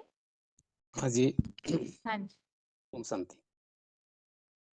तो सबसे बड़ी बात है आज की दुनिया में जो भौतिक ज्ञान है वो सबसे ज्यादा तर्जुमा कर रखा है, इसलिए आध्यात्मिकता क्या है, इसका संज्ञा, इसका परिभाषा क्या है, यथार्थ रूप से किसी को पता नहीं है। क्योंकि मानव जो आज की कलयुग की दुनिया में, हम तो जानते हैं त्रिगुणमयी सृष्टि में कलयुग के अंत में हर मनुष्य आत्मा मूढ़मती माने अज्ञान बन जाता है, अज्ञानी बन जाता है। भौतिक ज्ञान ही आदमी को अज्ञानी ही बनाता है। ऐसे तो कोई स्वीकार नहीं करेगा। आप कैसे कह रहे हो अज्ञान है? इतना बड़े डॉक्टर, वकील, इंजीनियर बहुत सारे दुनिया में इतना तर्जुमा कर रहे हैं, नए नए इन्वेंशन कर रहे हैं, हम कैसे उनको अज्ञानी कह देंगे? क्योंकि मोस्टली हर प्राणी का आजीवन का लक्ष्य क्या है? सुख और शांति, प्रेम, पवित्रता को प्राप्त करना। लेकिन दिखा जाए तो अच्छी रीति से गहरा तरीके से दिखा जाए, आज की दुनिया में जितना भी इन्वेंशन हुआ है क्या उसके आधार पर मनुष्य सुखी संपन्न हुआ है क्या? उत्तर आएगा जरूर नहीं। जो हुआ थोड़ा बहुत लोगों को हुआ वो भी ना के बराबर है। फिर उसमें भी कहीं एक्सीडेंट हो जाता है, कोई प्रकार का, कोई तकनीक का माने कोई प्रकार का गड़बड़ हो जाता है तो कई सारे लोगों का जिंदगी चला जाता है। इसीलिए आध्यात्मिक ज्ञान क्यों श्रेष्ठ है? आध्यात्मिक आत्मा के अंदर क्या है, जो पढ़ाई स्वयं त्रिकालदर्शी परमपिता परमात्मा ये सृष्टि के अंतिम समय कलयुग के अंत में आके ये बात बताते हैं। इससे पहले किसी को नहीं पता चलता, क्योंकि सब देहोभान में आ जाते हैं। तो देहोभान से आने से दही की इंद्रिय से जो सुख मिलता है, वो सुख आदमी को क्या करता है ना, पहले तो वो लगता है जैसे अमृत जैसा है। यत कर्म विषमिव परिणाम अमृतत्वम तत्सुखम सात्विक प्रोक्तम आत्मवृद्धि प्रसादजम। माने जो पहले आपको अमृत समान लगता है जो सुख, उसी के अंदर लोग घुस जाते हैं। तो जिसके चलते क्या हुआ, परिणाम बड़ा दुखदायी हो जाता है, जो आज की संसार में हर कोई महसूस करता है कि इस विद्या से, इस भौतिक ज्ञान लेके जो क्षेत्र में आज प्रगति, तो उस क्षेत्र में जो आज देखो रास्ते पर जिन आंदोलन कर रहे हैं, क्यों कर रहे हैं? इतना बढ़िया ज्ञान है, भौतिक ज्ञान, फिर भी क्यों इतना परेशानी हो रहा है? हर क्षेत्र में डॉक्टर भी रोड पे उतरते हैं, वकील भी रोड पे उतरते हैं, हर कोई दिखा जाए तो अपने कर्मों से परेशान है, कोई सुखी संपन्न नहीं है। इसीलिए बताया जो विषय इंद्रिय संयुगात ये तो अग्रे अमृतपम परिणाम विषम तत्सुखम।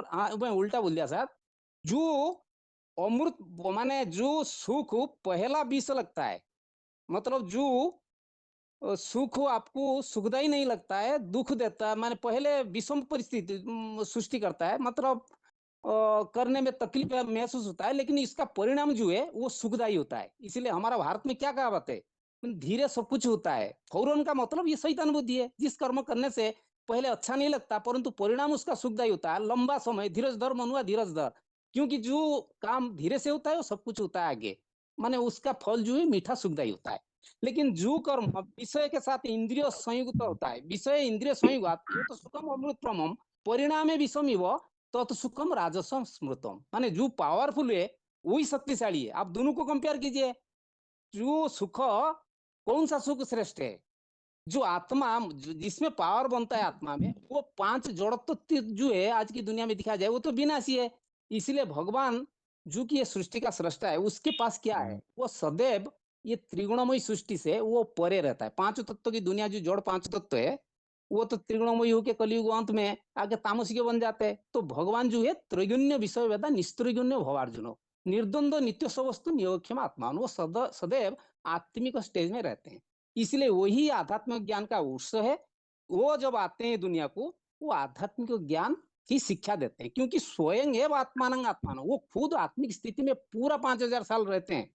जो भी मानव सृष्टि में आते हैं, विकारी तन में आते हैं, तो भी फिर भी उसके ऊपर कोई लेपछेप नहीं लगता।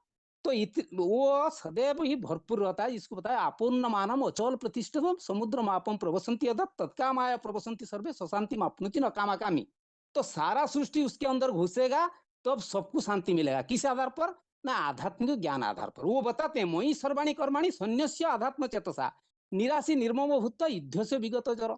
तो मेरे प्रति सब कुछ अर्पण करके तू मेरे से जुड़ जा, तो मैं ही आध्यात्मिक ज्ञान का उत्स हूं, मैं ही तुझे सदगति कराऊंगा। तो श्रीमद् भगवत गीता में तो सदगति का जो भी मार्ग बताया गया वही आध्यात्मिक ज्ञान है। इसी ज्ञान के आधार पर जो चलेगा, तो इसलिए तो पहले श्लोक से लेके 10वां अध्याय 42 श्लोक तो जो अर्जुन को दिया गया शिक्षा ज्ञान शिक्षा, उसमें लास्ट में 11 अध्याय का पहला श्लोक में क्या बताया कि मदनुग्रहाय परम गुह्यम आध्यात्म संगीतम ये तो या बचस्ते न मोहयं विगतो मम। मतलब सबसे बड़ा जो मोह निर्माण हुआ भौतिक विज्ञान के आधार पर आज के संसार में, तो मोह को दूर करने के लिए सर्वश्रेष्ठ ज्ञान है आध्यात्म ज्ञान। तो वो ज्ञान अर्जुन सुनने के बाद उसके मन में जो मोह था, अपने नाते रिश्तेदार के संपर्क में जो भी वस्तु पदार्थ द्रव्य के प्रति जो आसक्ति था, वो सर्व आसक्ति उसका टूट गया। ये बात भगवान के सामने रखा है कि आपकी यह है करुणामय है दया निधान, आपकी दया के आधार पर मैंने जो दिव्य ज्ञान पाया, यही ज्ञान सबसे बड़ा दिव्य श्रेष्ठ ज्ञान है। नहीं ज्ञान सदृशम पवित्र यम विद्यते तो स्वयं युग संसिद्धि कालात्मान विनंती। मतलब भूतल देखई शैलवन भूतल भूरी निधान। इस ज्ञान का पराकाष्ठा का मतलब जो इस ज्ञान का सिद्धि को पाता है, तो वो अपनी पूरी आत्मा का 84 जन्म का राज माने आदि मध्य अंत का राज ज्ञान पूरा उसकी माने आत्मसात कर लेता है। तब तो जाके बताया ये ज्ञान ऐसा है कि इस ज्ञान से जो भी आचरण करेगा अपि यदि पापेभ्यो सर्वेभ्यो पापकृतम सर्व ज्ञान प्लवेनेभ्यो वृजनं संतरिष्यसि अपि चेत सुधराचारु भजते माम अनन्य भाग साधुरेव समन्तव्य सम्यक व्यवस्थित। मतलब ये शंकर जब जा जिस माने जहाज में स्वयं त्रिकालदर्शी परमपिता परमात्मा उसको मुकर्रतन बनाया, उसको जो हाथ पकड़ेगा वो तब ये भव संसार से पार हो जाएगा। ये एक प्रैक्टिकल ज्ञान है, इसलिए 13-11 में बताया आध्यात्म ज्ञान नित्यतम तत्व ज्ञानार्थम दर्शनम एतत् ज्ञानम इति प्रोक्तम अज्ञानम यतत अन्यथा। मतलब जो आत्मचिंतन में रत रहेगा तो पंचतत्व का जो ज्ञान है उसको अर्थ सहित ही समझ पाएगा। मतलब भौतिक ज्ञान का जो प्रभाव है आज की दुनिया में वो कहाँ तक है, तो उससे पार जाने का गूढ़ रहस्य क्या है वो समझ में उसको आएगा, तो अब वो सबसे बड़ा ज्ञानी बनेगा। तो इसीलिए जब सबसे बड़ा ज्ञानी तब हम हो पाएंगे जब पूरा ज्ञान का नॉलेज आ जाएगा, पूरा सृष्टि का आदि मध्य अंत का ज्ञान आएगा। किस ज्ञान के आधार पर? भौतिक ज्ञान के आधार पर नहीं, वो तो आधा अधूरा ज्ञान है, इसलिए कहा जाता है अल्प ज्ञानी भयंकरी। उस ज्ञान में जो चल रहे हैं वो आज दुनिया को विनाश करने के लिए साधन बना रहे हैं। लेकिन ये आत्मज्ञान ऐसे ज्ञान है, इतना पारदर्शी ज्ञान है, भौतिक ज्ञान को क्रॉस करके ऊपर जाता है। तो उस ज्ञान का अधिकार स्वयं त्रिकालदर्शी परमपिता परमात्मा है। वो जब आके सृष्टि में इस ज्ञान हमको दे रहे हैं, हम यदि जीवन में इस ज्ञान को अपनाएंगे, धारण करेंगे, तो अब सब प्रकार का अमांधकार तो खुद का दूर होगा, सृष्टि का तो अमांधकार को दूर करने का हम निमित्त बनेंगे और सर्वों को सुख शांति संपन्न पवित्रता दिव्य बुद्धि का आधार बना के सबको आध्यात्म के साथ जुड़ने का हम माने सिद्ध कर पाएंगे। क्योंकि क्योंकि भगवान जिस मुकर्रर तन का लिया उसको एक आधार बना के, एक उसको रोल मॉडल बना के हमारा सामने खड़ा किया है। वो कैसा है ना, अशक्त बुद्धि सर्वत्र जितात्मा विगत नैष्क्रम्य सिद्धि परमा सन्यासी न अधिगच्छति। सबसे बड़ा सन्यासी शिव जो है वो आके अपने को बनाया एक साकार मुकर्रर को, तो उसको पकड़ने से, उसका आधार लेने से हर प्रकार की दुविधा से हम मुक्त हो जाएंगे। इसके बारे में तो बहुत बता सकते हैं लेकिन टाइम कम है, थोड़ा बता रहा हूँ। आगे बताइए, फोन अनम्यूट है अगला।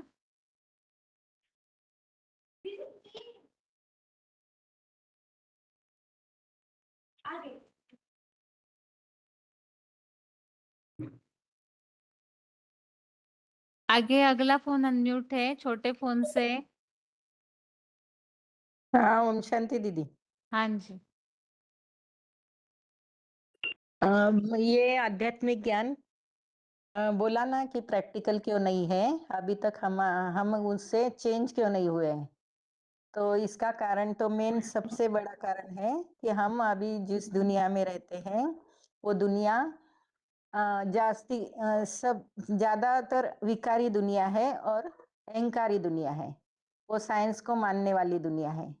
तो बाबा बोलते हैं कि उसका ज्यादातर परिणाम हमारे ऊपर होता है।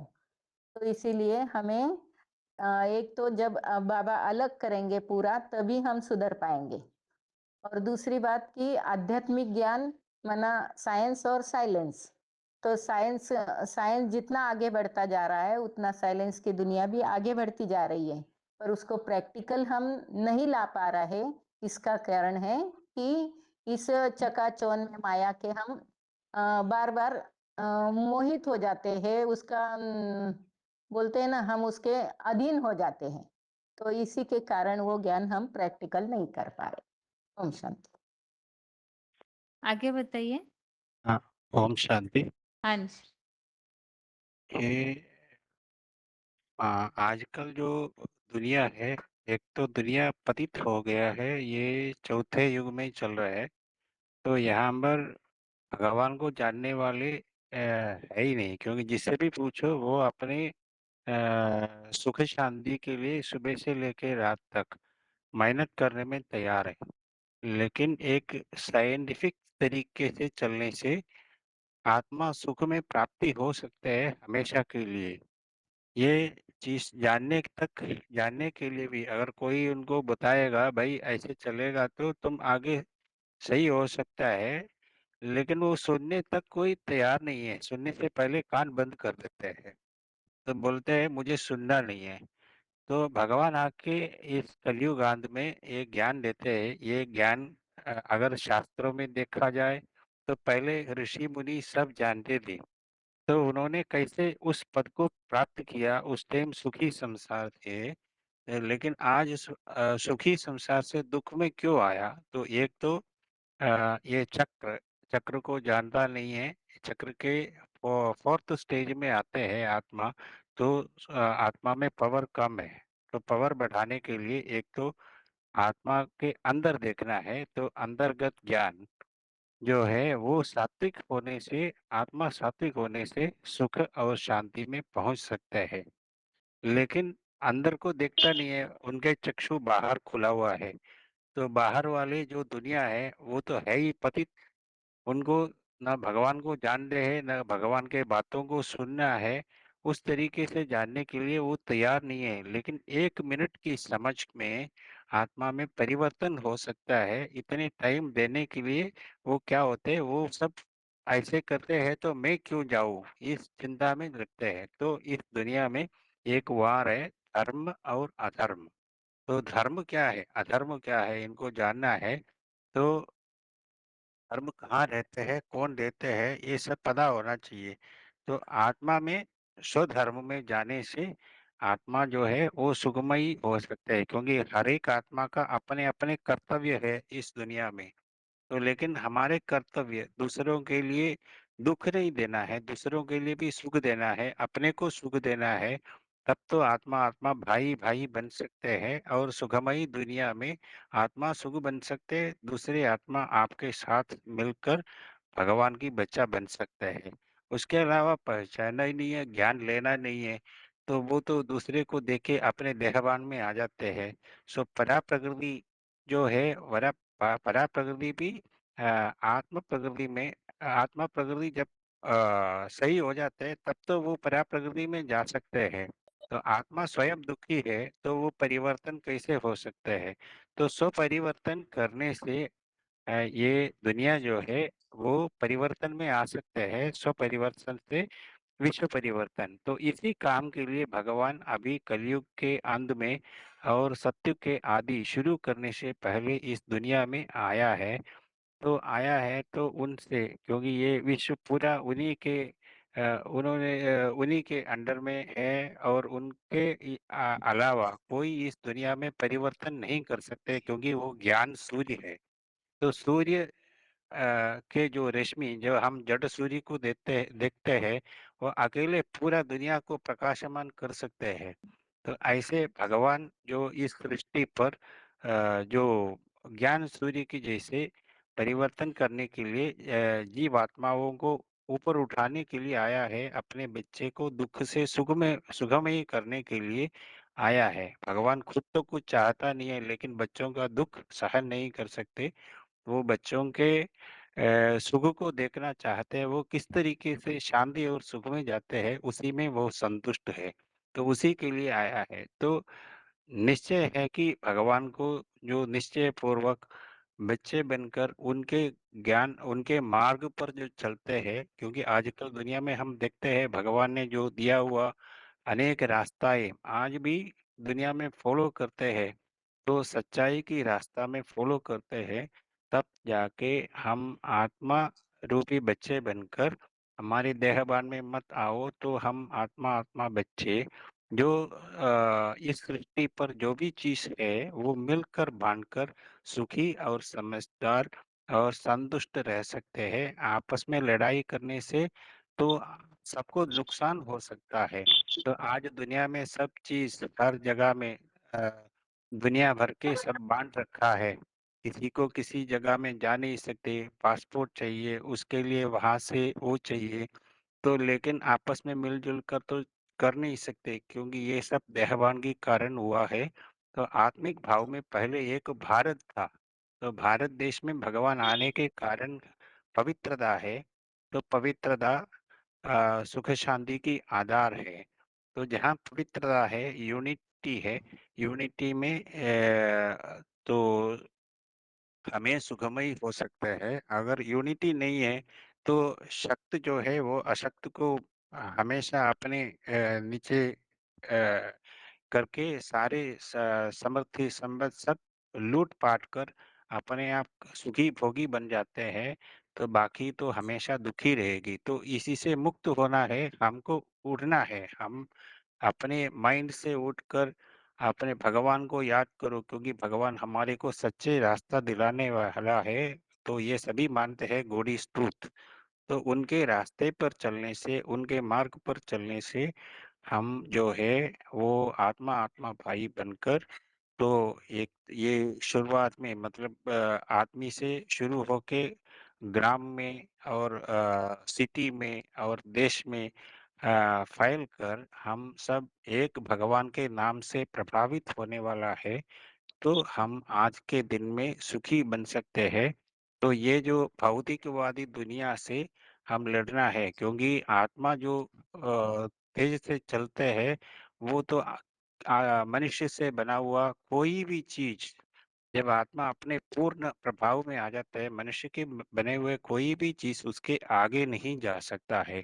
तो भगवान जो है वो बुद्धिमानों का बुद्धि है, तो उनके बुद्धि से, उनके कहने से, उनको फॉलो करने से हम चलेंगे, तो ही हम परिवर्तन होके पहले भारत, जहाँ हमारे ऋषि मुनि आदि जो सुख लेते थे, उसी में हम वापस जा सकते हैं, ना कि हम भौतिकवाद से जा सकते हैं। क्योंकि भौतिक दुनिया भी ये चक्र के व्यूह में रहकर वो नीचे गिरते जा रहे हैं, उनके प्रभाव भी कम हो जाते हैं। तो मनुष्य अपने आत्मा में परिवर्तन करने से वो सृष्टि में भी परिवर्तन हो सकते हैं, सृष्टि भी मनुष्य के आगे आ सकते हैं, तो सभी चीज पहले जैसे मिल सकता है।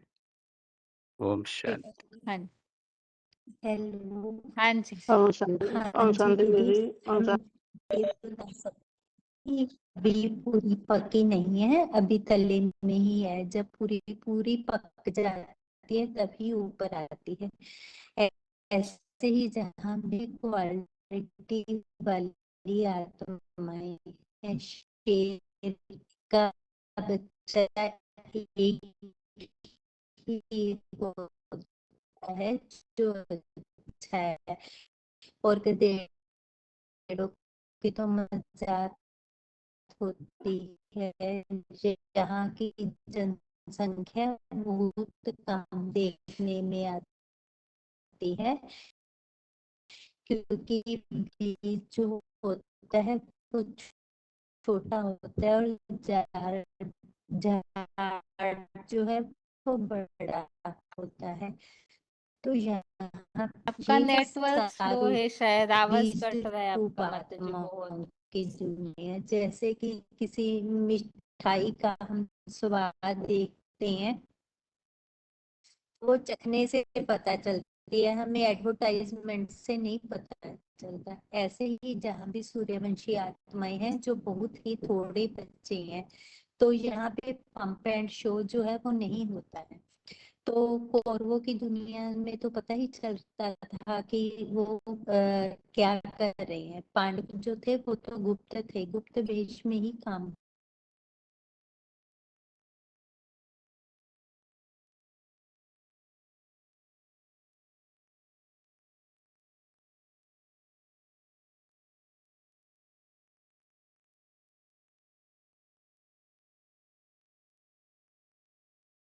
आपका आवाज नहीं आ रहा है माता जी, आप बताइए। 24,348 तब तक। ओम शांति। पवित्रता से ही सारे कार्य दुनिया में संपन्न होती है। मानसा के सबसे माता जी आप दोबारा ज्वाइन हो जाइए, आपका आवाज नहीं आ रहा है। हाँ जी, आप बताइए भाई। पवित्रता से ही दुनिया में सारी कार्य संपन्न होती है। तो इस दुनिया का जो सबसे प्योरेस्ट सोल, जो विजयमाला का हेड, जब तक आकर शंखनाद न करेगी और शिव बाबा का प्रत्यक्ष नहीं करेगा, और जब विनाश का ज्वल शुरू होने से ही हमारा 100% बैराग होगा। अभी तक पुरानी दुनिया में मन लगी हुई है, 100% बैराग से ही हम पक्का आत्मा बनेंगे। अब संगठित होकर जब एक यूनिटी से माउंट आबू में परम धाम को इसी सृष्टि पर जब उतारेंगे, तब जाकर दुनिया का परिवर्तन होगा।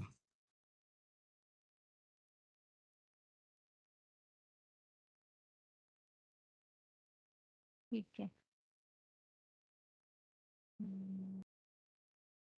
हेलो। हाँ जी। हाँ शांति दीदी। 26429 आध्यात्मिक ज्ञान किसे है जानना चाहिए। जो भगवान का आकर समझाते हैं, ये बाहर दुनिया तो अनेक अनेक प्रकार और चाइनीज विभिन्न प्रकार ज्ञान समझाते हैं, ये कोई नहीं। भगवान ये कराते कोई भी नहीं जानते, ऐसे बोले। अजोऽपि स न व्यक्तात्मा भूतानां ईश्वरोऽपि स न प्रकृति स्वयं अधिष्ठाय संभवामि आत्मामाया। मैं अजन्मा अगर्भा कर्ता जो होते हैं, तो एक वृद्ध मानव शरीर में प्रवेश मैंने भक्त्या तो अनन्य शक्ति मैंने प्रवेश करके 11 का 54 में बताई, प्रवेश करके भगवान आकर एक वृद्ध मानव शरीर में हमको गीता ज्ञान देता है। इसे देता है ना 18 का 66 से बताई, सर्वधर्म परित्याग मामकं शरणं भज। सब धर्म को त्याग करके एक भगवान को शरण में आ जाए, तो शरण में रक्षा करता है। भगवान कहाँ से आता है ना, ये भारत जो अन्याय अत्याचार पापाचार भ्रष्टाचार बढ़ी जाता है, अन्य कोई देश में नहीं आता है, ये भारत देश में आता है। इससे महान पुरुष जन्म लेता है। ये जितना दुख अशांति सबको दूर करना है, ये महापुरुष कहाँ जो मानव शरीर आसिकी हमको आध्यात्मिक ज्ञान देता है। आध्यात्मिक जन्म कर्म माने तांकर दिव्य जन्म दिव्य कर्म माने कौन मनुष्य मातृगर्भ जन्म नहीं देते हैं, माने मानव शरीर में प्रवेश करके आसिक हमको ये आध्यात्मिक ज्ञान देता है। आध्यात्मिक ज्ञान अर्थात माने माने अंदर आत्मा को जानना, और अपना आत्मा को जानने तो परमात्मा को जानने व परम पिता को जानने। सो को जानना तो सारा संसार को भी जानना, भगवान को भी जानना। सो माने स्व को परिवर्तन करवा अर्थात आत्मा को परिवर्तन करवा। आत्मा को परिवर्तन कले विश्व भी परिवर्तन कर परिया।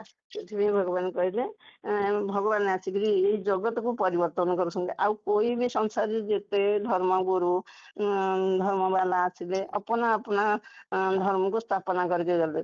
भगवान आसने मया अध्यक्षण प्रकृति सुयते सचराचर हेतुना अन्य कंतेय जगत परिवर्तन। ये जगत परिवर्तन करने को एक भगवान आसते, आम जो कि सब धर्म को त्याग करके एक भगवान का शरण जीवा, सबू पापर आमको मुक्त मिल। तेणु केते आसते ना जदा जदा ही धर्म से तानि भवती भारत अभुदय अधर्म से सदा आत्मा सुजान हो। जो भारत आमर ग्लानि हो गला, से समय भगवान आसिक परित्राणाय साधना विनाशंति दुष्कृतम धर्म संस्थापना थाय संभवान युगे युगे।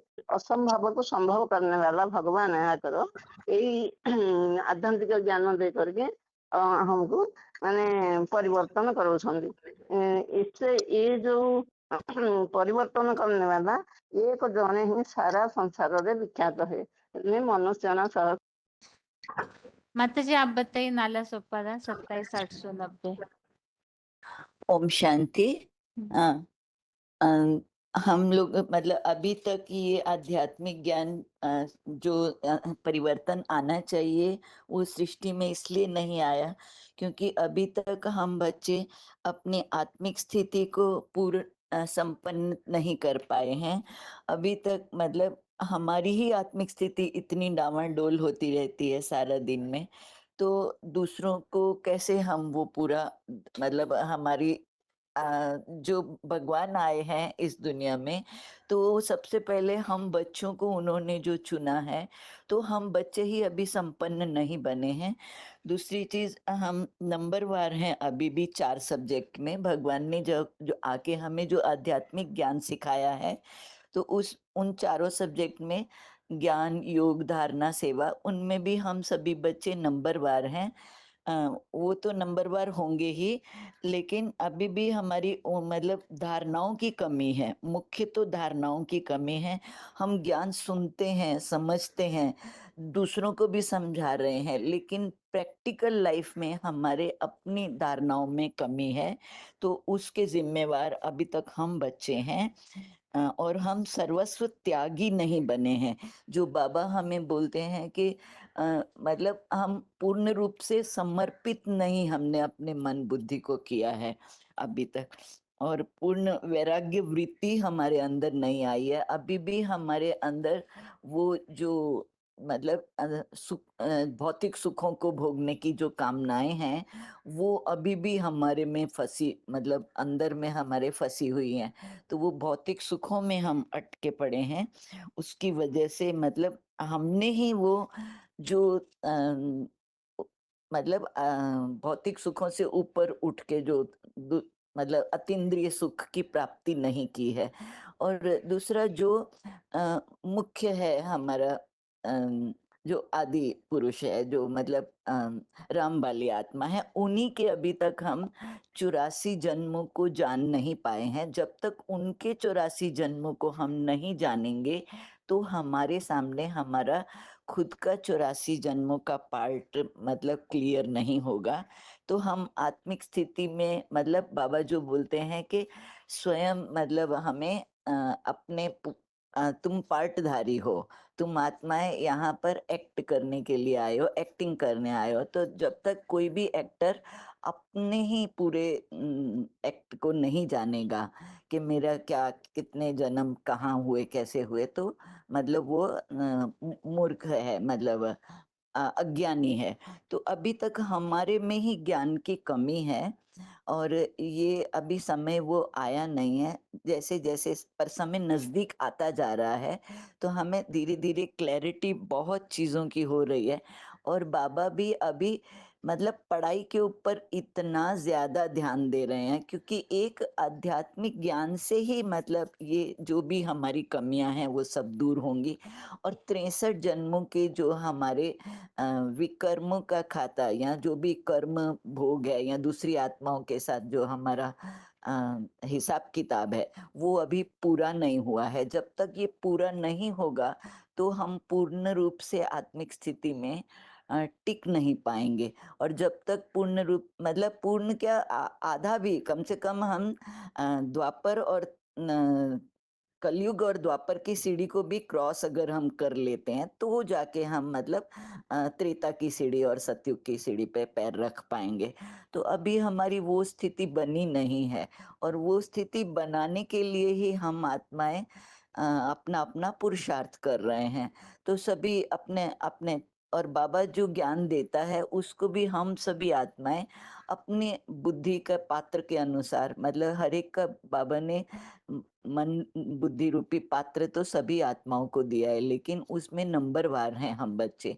तो मतलब ये जितना थोड़ा भी शॉर्ट में कवर करेंगे तो अगला बस टॉपिक कवर करना था। बस आधे मिनट में खत्म करती हूँ। तो वो हमने ज्ञान को भी अपनी अपनी रीति से उठाया है क्योंकि हर एक का पात्र अपना अपना है। और अभी हमें बस दीदी इतना ही ओम शांति। हाथ नीचे किए हुए हैं सभी के, और जो लोग कभी भी हाथ नहीं उठाते या तो श्लोक याद है, बताने में संकोच हो रहा है, अगर ऐसे कोई अभी बताना चाहते हैं तो एक बार हाथ उठाइए।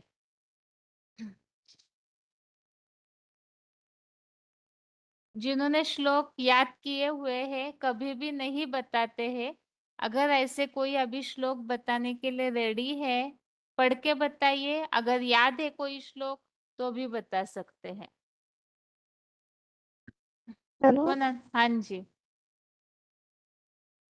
ओम हाँ जी, शांति।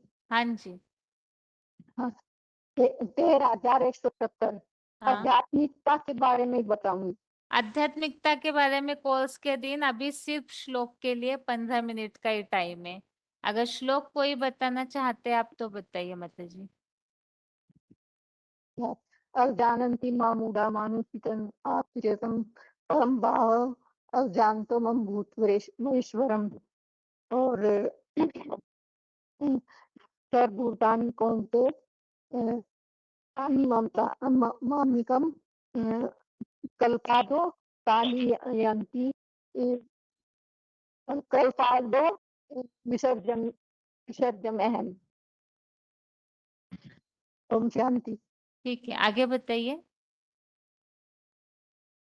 हाँ, ओम शांति दीदी। हाँ जी, वो दीदी मैंने जो टॉपिक के लिए उठाया था, अभी एक पहले अध्याय का जो 5 श्लोक और हाँ याद जी, किए हाँ वो जी, बता सकते बताइए। हैं? हाँ जी,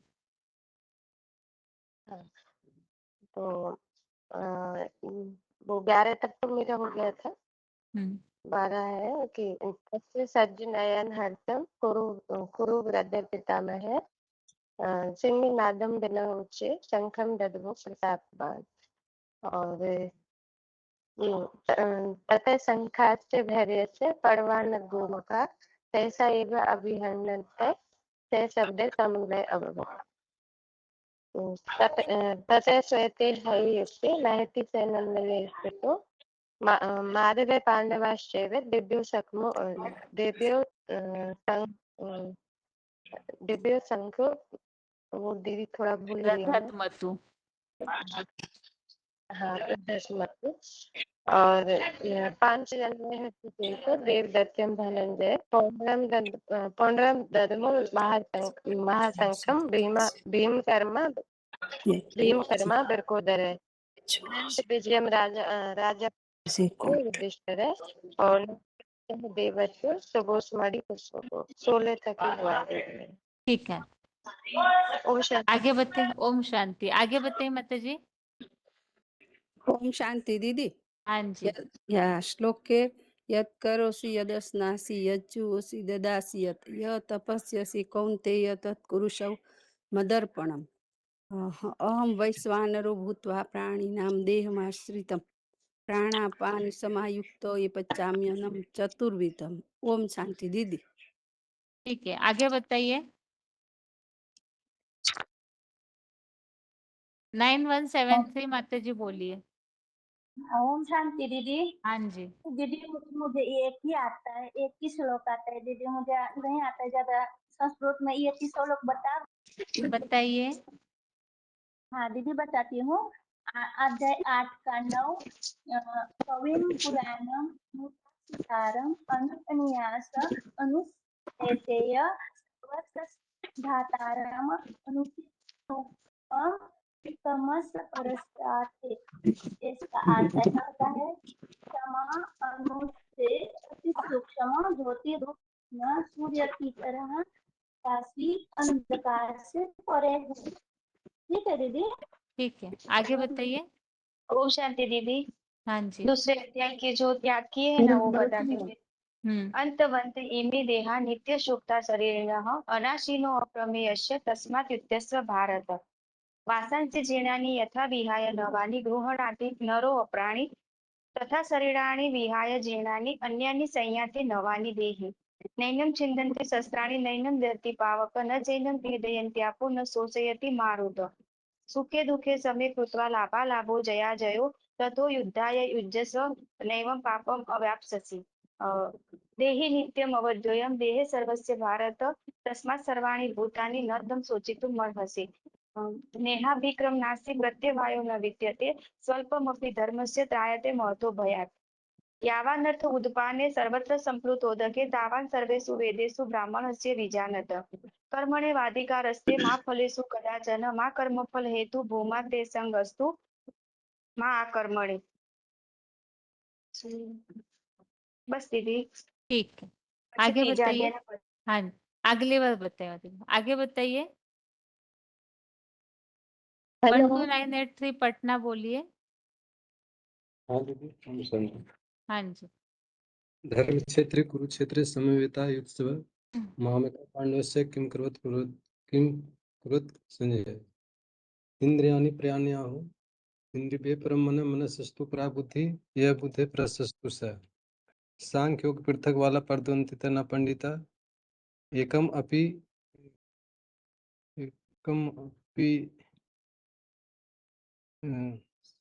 स्वयं आत्मना आत्मानं वे त्वं पुरुषोत्तम भूतवान भूतेषु देवदेव जगतपते। जन्म कर्म च मे दिव्यम एवं एवं वेत्ति तत्वतः त्यक्त्वा देहं पुनः जन्म नयति मामेति सो अर्जुन। न मे विदु सुरगणा न प्रभुं न महर्षय अहम आदि ही देवानां महर्षिणां च सर्वश। या निशा सर्वभूतानां तस्यां जागृति सेमि यस्यां जागृति भूतानि सा निशो पश्यतो मुनः। मया ततमिदं सर्वं जगत् व्यक्तमूर्तिना मत्स्थानि सर्वभूतानि न चाहं तेषु अवस्थितः। मम योनि महद्ब्रह्म तस्मिन् ग्रहं ददामि अहं संभव सर्वभूतानां ततो भवति भारत। सर्वधर्मान् परित्यज्य मामेकं शरणं व्रज अहं त्वा सर्वपापेभ्यः मोक्षयिष्यामि मा शुचः। वंशानि जीर्णानि यथा विहाय वंशानि जीर्णानि यथा विहाय नवानि गृहाति नरो प्राणि तथा शीर्णानि जीर्णानि अन्यानि तथा शीर्णानि विहाय जीर्णानि अन्यानि संयाति नमानि देहि। वासांसी जीर्णानि है वो शब्द। वशांसि जीर्णानि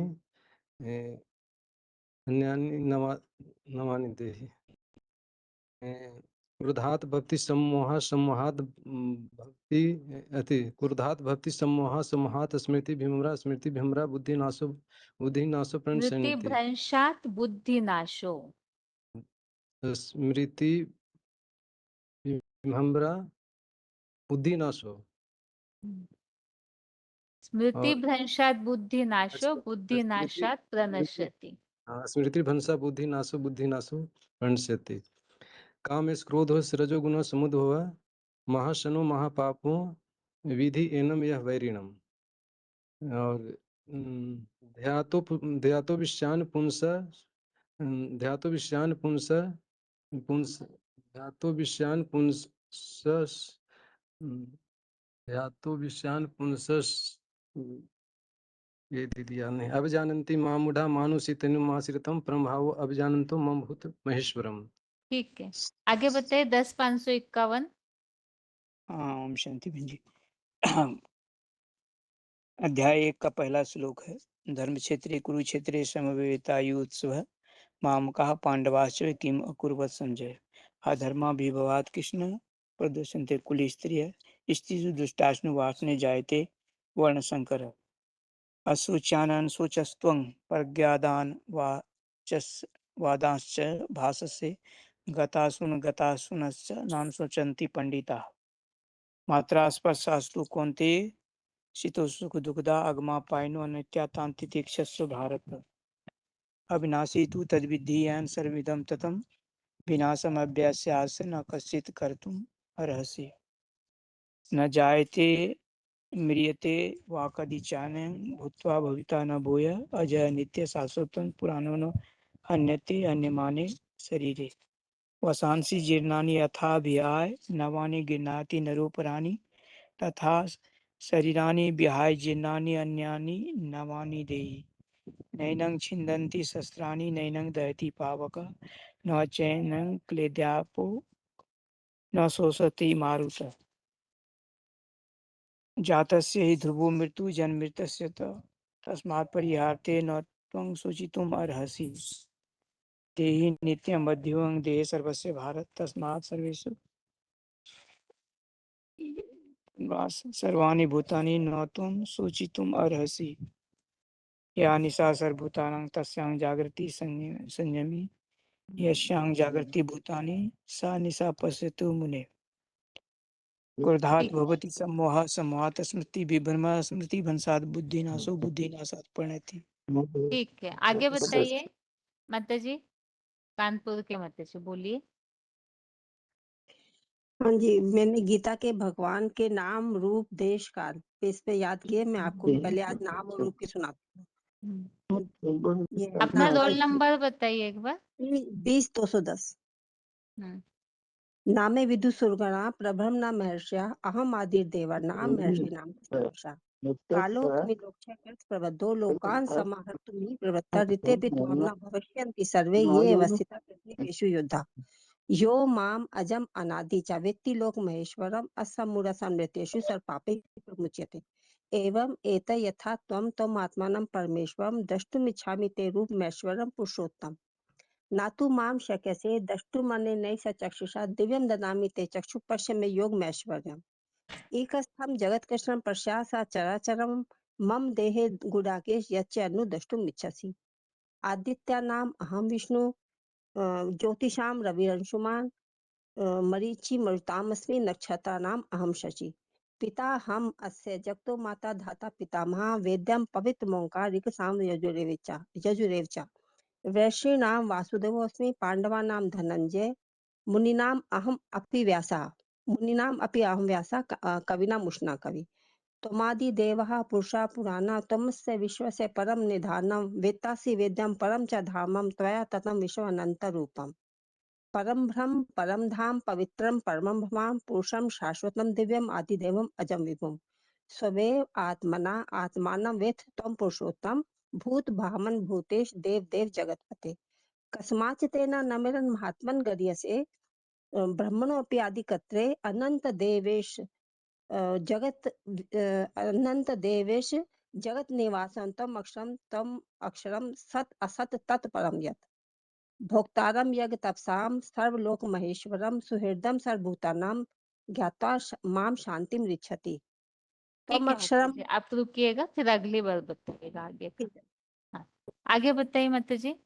हाँ जी झांसी। दीदी, ओम शांति। हाँ जी, ओम शांति दीदी। और दीदी हमने सिलेक्टेड पॉइंट की जो थे वो याद किए हैं दीदी, तो उसके लिए बताते हैं। संजय उवाच तम तथा कृपया अविष्टम अश्रुपूर्णं कुलेशणं विषीदन्तम् इदं वाक्यम् उवाच मधुसूदना। भगवान उवाच कुतस्त्वा कस्मलम् इदं विस्मे समुपस्थितम् अनाचार्य जुष्टम् अस्वर्गयम् अपकीर्तिकरम् अर्जुनन्। कथम संख्यम अहम सांख्य द्रोणम च मधुसूदनम इशुभि प्रतियोत्स्यामि पूजानोर अरि सूदनम। और उसके आगे है एव मुक्ता ऋषि केशम गुणाकेश परम तपम न योत्स्यामि इति गोविंदम मुक्तवा तूष्णिम बभूहि तमुवाचम ऋषि केशम प्रसन्न हिस्त भारतर सेनयोर्धमयोर्धर विषीदन्तम् इदं वचनम् अशोचनेन वा शोचितं प्रज्ञावादं भाषते गतासूनश्च नानुशोचति पंडिता देहि अस्मिन् तथा देहे कौमारं यौवनं जरा तथा देहांतर प्राप्ति धीरस्तरता मुह्यते मात्रा तो स्पर्शते कौन्ते शीतोष्ण सुखद कथा आगमापानीय अनित्यतां तितिक्षत स्व भारत यम ही न व्यथयन्ते तु पुरुषं सर्वं समं दुःखं सुखं धीरं सो अमृतवाय कल्पते नाशते विद्यते भावो न भावे विद्यते सदा उभयोरपि दुष्टो अंत तु अनियो तत् दर्शभि अविनाशी तु तद्विधि एन सर्विदं ततम विनाशमभ्यम यस्य न कश्चित् कुतुम अर्षि अंतमंत इमे देहा नित्य युक्त शरीरा अनाशिनो अप्रमेय तस्मात् युद्धस्य भारत। ठीक है आतिश, आप रुकिएगा। अभी 2 मिनट का टाइम है और आगे प्रश्न है। अगर बिना देखे आप बता सकते हैं तो बिना देखे ही बताइए, ज्यादा बेहतर है। 5वें अध्याय में एक श्लोक ऐसा है जो निराकारी स्टेज के लिए बताया जाता है कि निराकारी स्टेज में या पूरी आत्मिक स्थिति में योगी जो है वो अकर्ता बनता है। ये श्लोक बिना देखे बताना है, जो कि 2 जुड़े हुए श्लोक है। निराकारी स्टेज के लिए जो श्लोक है, जुड़े हुए 2 श्लोक है जिसमें इंद्रिया होते हुए भी योगी अकर्ता होता है। ये श्लोक है। उच्चारण आपका सही होना चाहिए क्योंकि ये इंस्टेंट बताने वाली बात है, इसीलिए उच्चारण में गलती नहीं होनी चाहिए। बताइए। ओम शांति। 5वां हाँ अध्याय जी। 8वां 9वां श्लोक है। हाँ। नाय्व किंचित करोमीति युक्तम् अन्यत् तत्त्वविद् पश्यन् शृण्वन् स्पृशन् जिघ्रन् अश्नन् गच्छन् स्वपन् श्वसन् कल्पन् विसृजन् गृहन् उन्मिषन् निमिषन्नपि इन्द्रियाणि इन्द्रियेषु वर्तन्ते इति धारयन्। ओम शांति। 5 8 और 9। हाँ जी। माता जी। भुवनेश्वर माता जी बताइए। आगे अगला फोन अनम्यूट है। 5 का 8 और 9वां श्लोक है। नैव किंचित करोमीति युक्तम् अन्यत् तत्त्वविद् पश्यन् शृण्वन् अश्नन् जिघ्रन् अश्नन् गच्छन् स्वपन् श्वसन् कल्पन् विसृजन् गृह्णन् उन्मिषन् निमिषन्नपि इन्द्रियाणि इन्द्रियार्थेषु वर्तन्ते इति धारयन्। हेलो दीदी। हाँ जी। शांति। हाँ, ये है नैव किंचित करोमीति युक्तम् अन्यत् तत्त्वविद् पश्यन् श्रवन् स्पृशन् जिघ्रन् अश्नन् गच्छन् श्वसन् स्वप्नन् प्रलपन् विसृजन् गृह्णन् निमिषं निर्निमिषम् अपि इन्द्रियाणि इन्द्रियार्थेषु वर्तन्ते इति धारयति। आगे माताजी। शांति दीदी इसमें नैव किंचित करोमि इति युक्तो मन्ये तत्त्ववित् पश्यन् श्रवणं स्पृशन् जिघ्रन् आसन् गच्छन् सोपन् शोषन् नैव किंचित करोमि इति युक्तो मन्ये तत्त्ववित् फेरि भन्छु फेरि बताऊंगी नैव किंचित करोमि इति युक्तो मन्ये तत्त्ववित् पश्यन् श्रवणं स्पृशन् जिघ्रन् आसन् गच्छन् सोपन् शोषन् प्रलपन् विर्जिनं ग्रीम्णम् उन्मिषन् निमिषन् अपि इन्द्रियाणि इन्द्रियार्थेषु वर्तन्ते इति धारयन्। बोलिए जल्दी माताजी। नैव किंचित् करोमि इति युक्तं मन्यते तत्त्ववित् पश्यन् शृण्वन् स्पृशन् जिघ्रन् आसन् गच्छन् स्वपन् शोषन् प्रलपन् विर्जिनं ग्रीम्णम् उन्मिषन् निमिषन् अपि इन्द्रियाणि इन्द्रियार्थेषु वर्तन्ते इति धारयन्। माताजी आगे। ओम शांति दीदी। हाँ, न एव किंचित करोमि इति युक्तो मन्येत तत्वतः पश्यन् श्रवण स्पर्शन जिघ्रन् नहीं पश्यन् श्रवण स्पर्शन जिघ्रन् अश्नन् गच्छन् स्वपन् स्वपन् स्वपन् श्वसन। ठीक है, प्रैक्टिस करनी होगी माताजी। 16743 माताजी। नैव किंचित् करोमि इति युक्तो मन्यते तत्त्ववित् पश्यन् श्रवणं स्पृशन् जिघ्रन् आसन् गच्छन् सोपन् शोषन् अनि प्रलपन स्फुरन् प्रलपन्वी सृजन गृहन उन्मिषन्मि मिशन्नपि उन्मिषन् मिशन और गच्छन्। प्रैक्टिस करना पड़ेगा माताजी। माताजी बताइए सूरत। नैवं किंचित करोमीति इति युक्त मन्येत तत्त्ववित् पश्यन् शृण्वन् स्पृशन् जिघ्रन् अश्नन् गच्छन् स्वपन् श्वसन् प्रलपन् विसृजन् गृह्णन् उन्मिषन् निमिषन् अपि इन्द्रियाणि इन्द्रियार्थेषु वर्तन्त इति धारयन्। ठीक है, जिनकी भी प्रैक्टिस नहीं है ये श्लोक उच्चारण की प्रैक्टिस कीजिएगा। ये थोड़ा उच्चारण ज्यादा ही कठिन है, इसीलिए आगे जो प्रश्न पेंडिंग है उसका उत्तर आगे कंटिन्यू होगा और उसके बाद एक बार फाइनल बता दिया जाएगा। बाकी प्रयास ये कीजिए कि मुरलियों में ऐसे प्रश्नों के उत्तर ढूंढिए। हम अपनी तरफ से तो कोई भी बातें बताते हैं, लेकिन मुरलियों में या वार्तालाप में बाबा ने जो एक्यूरेट बातें बताई है उसे ढूंढ करके इस जो प्रश्न चल रहे हैं अभी उनका उत्तर ढूंढने का प्रयास कीजिए। अभी आज के लिए क्लास यहाँ ही पूरा करते हैं। ओम शांति।